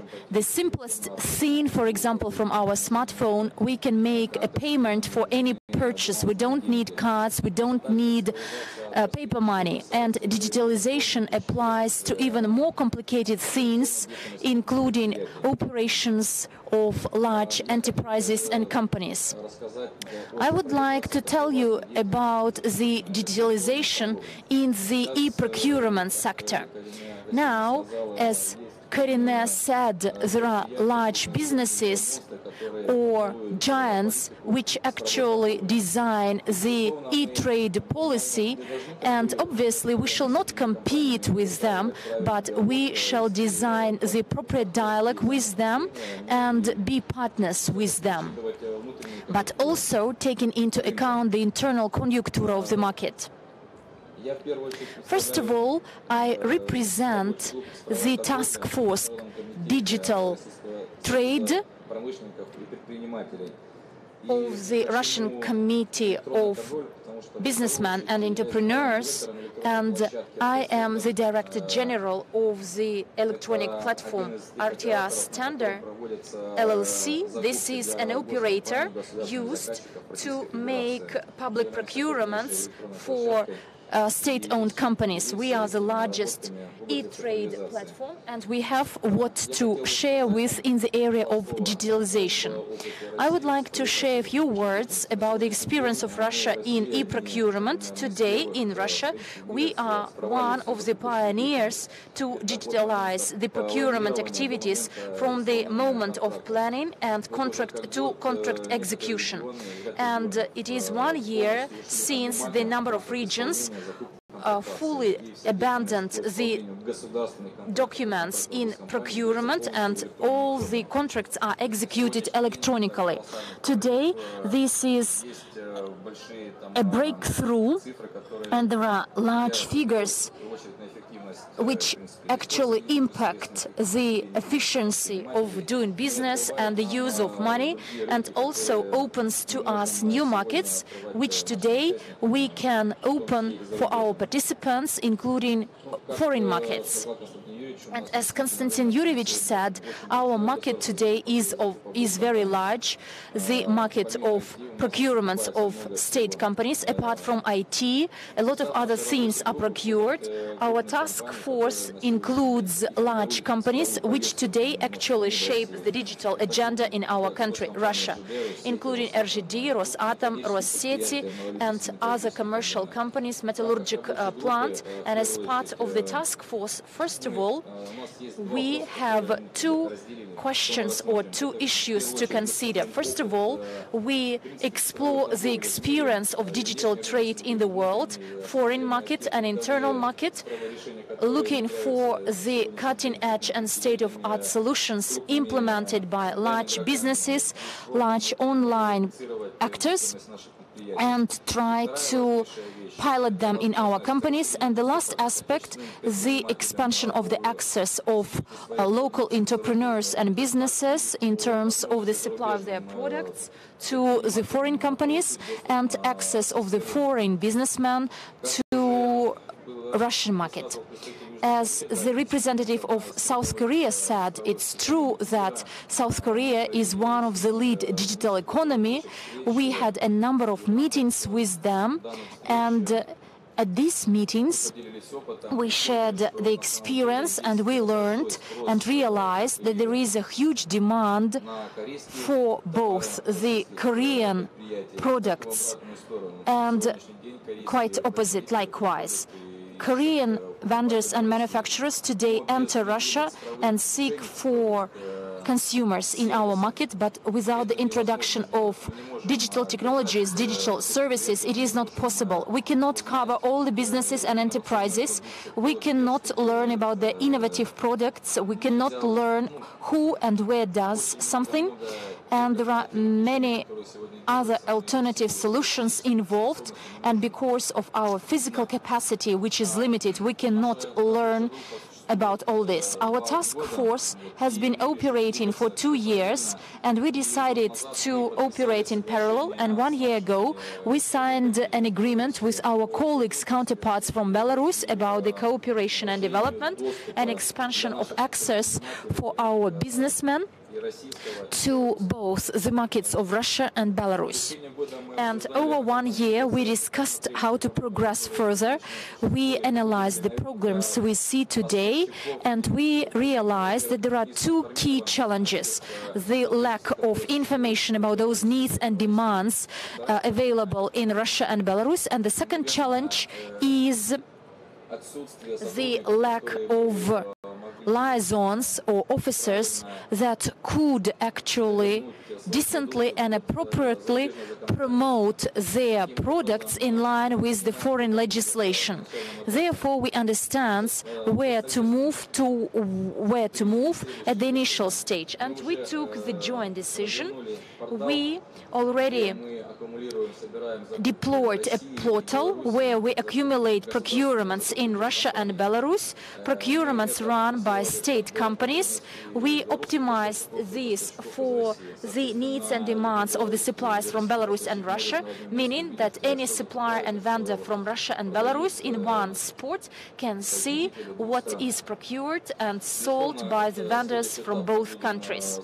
And the second stage is cooperation with other countries in a similar modality to have one entry point for everyone to understand, so to make this information resource clear and well understood for the suppliers. And the second dimension of our development is the development of the roadmaps for our suppliers with regard how they can supply their products in the neighboring countries. The second project, this is an e-shop or e-store where suppliers from both the countries can promote their products. As representatives of South Korea said, that one of the key elements of digitalization is artificial intelligence, which is a key technology, a core technology, and we can promote the products and goods, particularly to those consumers which demand and need this without any humans being involved. And I think that we will test this within 1 year. We will realize the pain points. We will make a summary annual report and we'll submit it and disseminate it among all the stakeholders involved and the Eurasian Economic Union Committee and our authorities which are coordinating e-trade, and will progress further. Thank you very much to all of you. I wish a good business day to all of you and good business contacts. Thank you. Maybe so I pass the floor for his speech to the advisor of the chairman of the board of Transtelecom Joint Stock Company from Republic of Kazakhstan, Aydar Kazybayev. Good afternoon, dear participants of the forum and the presidium members. I would like to thank first of all the organizers of the forum for the invitation and my appreciation for the warm welcome. To your information, I would like to present my speech on the digital transformation of the transport system of the Republic of Kazakhstan to ensure global supply chains. Here, I would like to say that the presentation was long and I had to reduce it a bit. Only the basic concepts remained in it about the introduction of those modern technologies to ensure global supply chains. In May 2015, we developed the Plan of Nations, one concrete steps for the implementation of the 5 institutional reforms of the head of state, and the 65th step of this Plan of Nation includes the integration of Kazakhstan into the international transportation networks and the development of the Eurasian transnational corridor, which will ensure smooth transportation. And if you see it, you see that there are 2 flows. The first flow will go through in the north, through Kazakhstan, including Belarus and leading to Europe. The second flow will move to the south and then to Azerbaijan and Georgia. The transit potential of our country is estimated by experts as $2 billion per annum, and today the Republic receives annually about $800 million. To improve this potential, the government of the country plans to invest about $50 million into the infrastructure.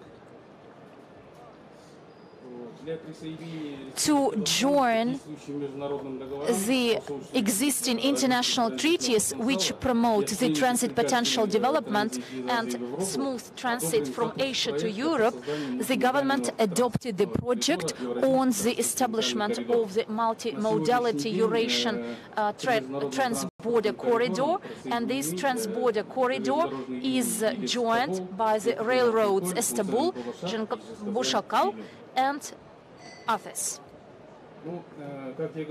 As I said previously, first of all, we should create the institutional infrastructure for these transformations and business processes, including the integration process. And for this purpose, for the implementation of the Plan of Nations of 100 Steps, the law was adopted of the Republic of Kazakhstan, which is called the Law on Making Changes and Addenda to Some Legal Acts of Kazakhstan on the issues of the transportation infrastructure and transportation logistics and air flights development. This law is about changes and amendments to 3 codes: civil codes, taxation code, and educational code, and 5 laws of Kazakhstan: law on transport, monopoly, automobile roads, railroads, and the use of the aircraft space. First of all, those amendments made into the civil code, we introduced the concept of mixed transportation or combined transportation, because previously there was the direct or combined communication, and under communication it implies 2 dots or 2 points connected. And in the taxation code, the relevant changes were made.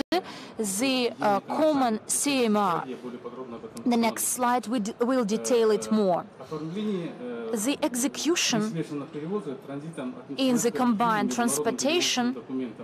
So CMR is the common transportation document.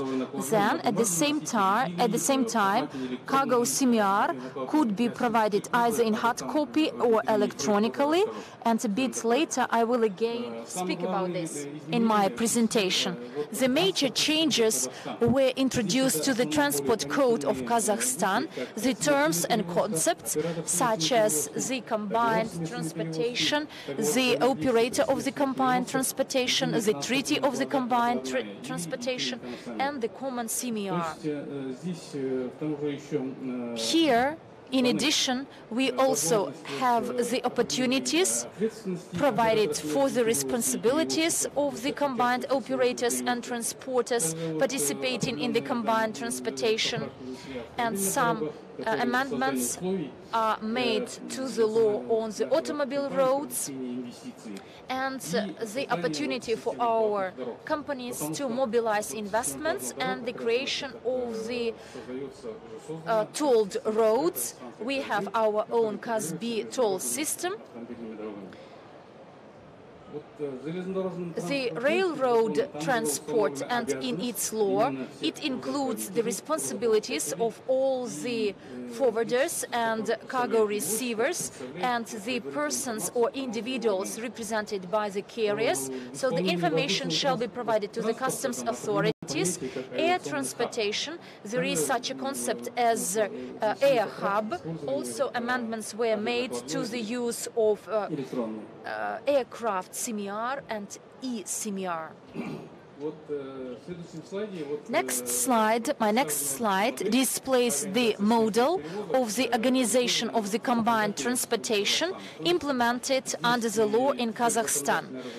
Now, under the law, it is permitted to create an operator of the combined transportation, which concludes a contract between different operators. They can be of different nature and type, of different vehicles used, first, and then this law also includes the rules of their play, the tariffs, and the procedures. Then the common operator concludes a contract with the cargo forwarder or sender and accompanies the cargo until the cargo is received. And the major part is played, or the major change was VAT, zero VAT introduction.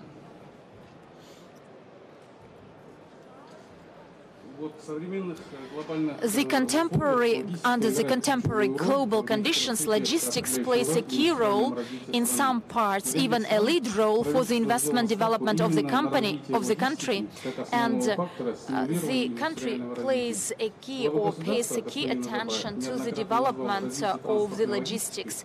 And the ex-head of state, Mr. Nazarbayev, called logistics as a key sector for the development of the country. At the 25th meeting of the plenary session of investors, he launched the project Kazakhstan as the Silk Way and stated that Kazakhstan will become a bridge between Asia and Europe. And in its statement 2025, so the key areas for the development of transport and logistics services, transport infrastructure is the blood vessel of our economy and of the society. We need to develop the sector of logistics services. First of all, we talk about the maximum use of the territory of the customs union for the transportation of our cargoes and freights. And as you see from this table, in accordance with the study published by LPE, Kazakhstan improved its rating, and now it is 71 among 160 countries in 2018, and it improved its position by 6 scores, and experts announce the improvements in the processes of the customs registration, because there is a pre-information, pre-declaration, and the timely taken to the destinations of cargoes. My next slide displays the integrated process of the transportation itself, since there is the processing of orders and its provision to the receivers. In Kazakhstan, as it was said, among the SMEs, there are such practices of using e-signatures for the transactions. But for the time being, this is only internally, domestically, inside the country, and there will be the pilots implemented with our neighboring countries. On the next slide, you can see the general diagram of processes for air transportations. So at the moment we have e-freight program launched. You can see it's in a test mode, and starting from this second half of the year we'll commission it into full operation. So we have 3 air carriers and 9 airports participating in the program, and obviously the Committee for Public Revenues. So here you can see the diagram for automobile transportation, maritime transportation, and railroad, and multimodal transportations. Well, here I would like to tell you also about what is the main objective in order to ensure the efficiency of digital transformation of the transportation system and to integrate it into a global supply chain. A lot of previous speakers told you about the different implementation systems, about the conversion of documents into digital formats. We have a concept developed in our country based on the improved cloud technologies and blockchain technologies. So at the moment we've used the terms and definitions since Belarus is the first country in the former USSR region to define smart contracts and blockchain definitions. So we have to decide what documents we're going to use in future. So for railroad transportations, they have CIM, they have SMGS, they have CIM, CMGS, CMR. So for car roads we using CMR usually. So we need to identify the rules of the game and see how we're moving forward. So during mixed transportations and shipments, we can go above all types of transportation, and now we can do it thanks to the digitalization, and maybe we'll use cloud technologies or blockchains to do it. So we need to decide on the concept. Are they going to have a concept for every individual type of transportation, or are we going to use a general concept for all types of transportation? When we identify the rules of the game, we need to identify the significance of those electronic documents. They should be equal replacement to paper documents. All participants of the process should then use this electronic document. And the most important issue, because even in one individual country can build a very good system, but if it is not integrated into the system of the neighboring countries or the global community, then there is no sense behind even having such a system. So all the features should be as follows: integrity, interoperability, and the unified standards should be used. We've already mentioned that we're gradually making steps towards it, first in one country, then we have a common space for 5 countries, but even this is not enough. So we have points of origin of cargo, points of delivery of cargoes, international hubs from Yungan to Duisburg. So it goes beyond the boundaries of our union, so we'll have to somehow agree on a platform with them. It is suggested to create some kind of a coordination council with the participation of the plenipotentiary representatives to set up international transportation corridors. Thank you for your attention. I wish you have a good time during this forum and have a nice and fruitful business meetings.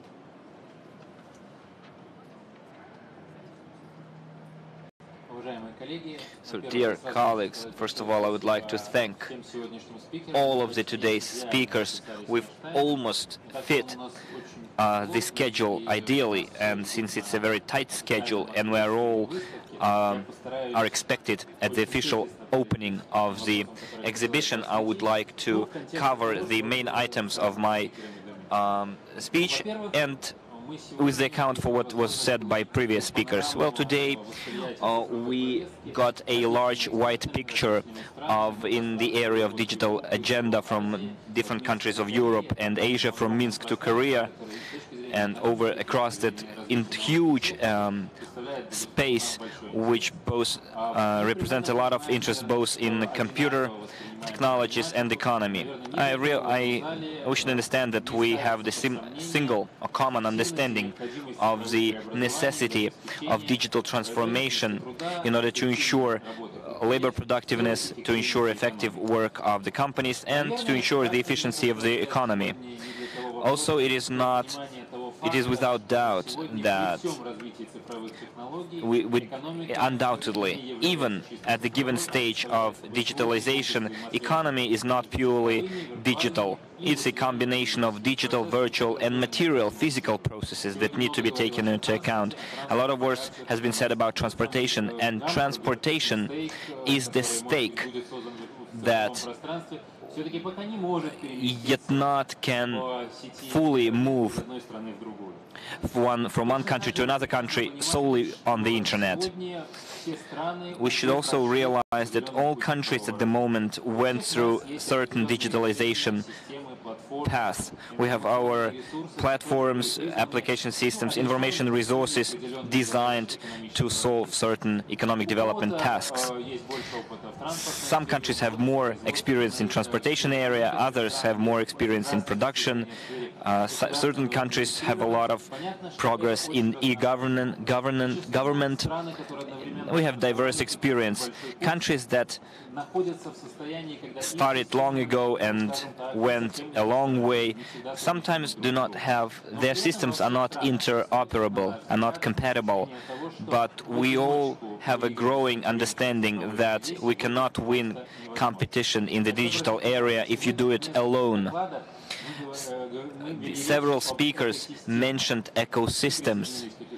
We've joined the European Union's ecosystem. We're talking about the ecosystems being created in Korea, ecosystem in China, and every time we realize that there is a powerful economy behind the ecosystem, the economy of one or several states. It's a huge market, and we should fully realize that the digital development today leads to the creation of new digital barriers. Joining the global supply chain very often requires us to be included in the process on the consumer side, in the market where our companies would like to penetrate. And undoubtedly, we believe that for our companies, this market is going to be open. And today it is quite obvious that none of the countries are able to impose their model of digitalization on the rest of the world. Therefore, successful competition in our eyes is a competition and mutual development of blocks of states, as the Eurasian Economic Union, and joint tackling of the tasks will allow us to gain weight in the international processes so that our systems and processes are also taken into account, so that in our relations we do not deal on a unilateral basis, but on a basis of equal rights when the integration of different ecosystems is ensured. The main tasks of the Eurasian Economic Union today, involving 5 states, are formulated in the digital agenda of the Union. There is a number of areas fully shared by Belarus. Integration of ecosystems of Eurasian Economic Unions with the ecosystems of our main trade partners. We're sure that we need to move forward. Yes, we indeed need to take the best from every country, the experience accumulated by us, and try to scale it up to all 5 countries of the Union. Undoubtedly, we have to work on the common standards and common approaches. We need to actively exchange innovative ideas in order to develop further. In any case, future is solely lies in the deepening of integration and joint actions in this field. Allow me to conclude my speech about the vision of Belarus, and we will talk more about it at our further events. Our Eurasian flow is divided into 2. Forum event is divided into 2 events. One is dedicated to the management of supply chain, and the second part is dedicated to the project implemented by Eurasian Economic Union. We realize that you cannot split in half and be at both events at the same time, but I guess if you take a deeper look at those specific topics, you will have better effect in future. I'd like to thank all the speakers and those who listened carefully and prepared their questions, which will then serve as a basis for discussion at all platforms of discussion platforms of European Economic Union. We invite you to all other forum events, and we invite all of you to participate in the solemn ceremony of the opening of the specialized exhibition TIBO at 1 p.m. Thank you.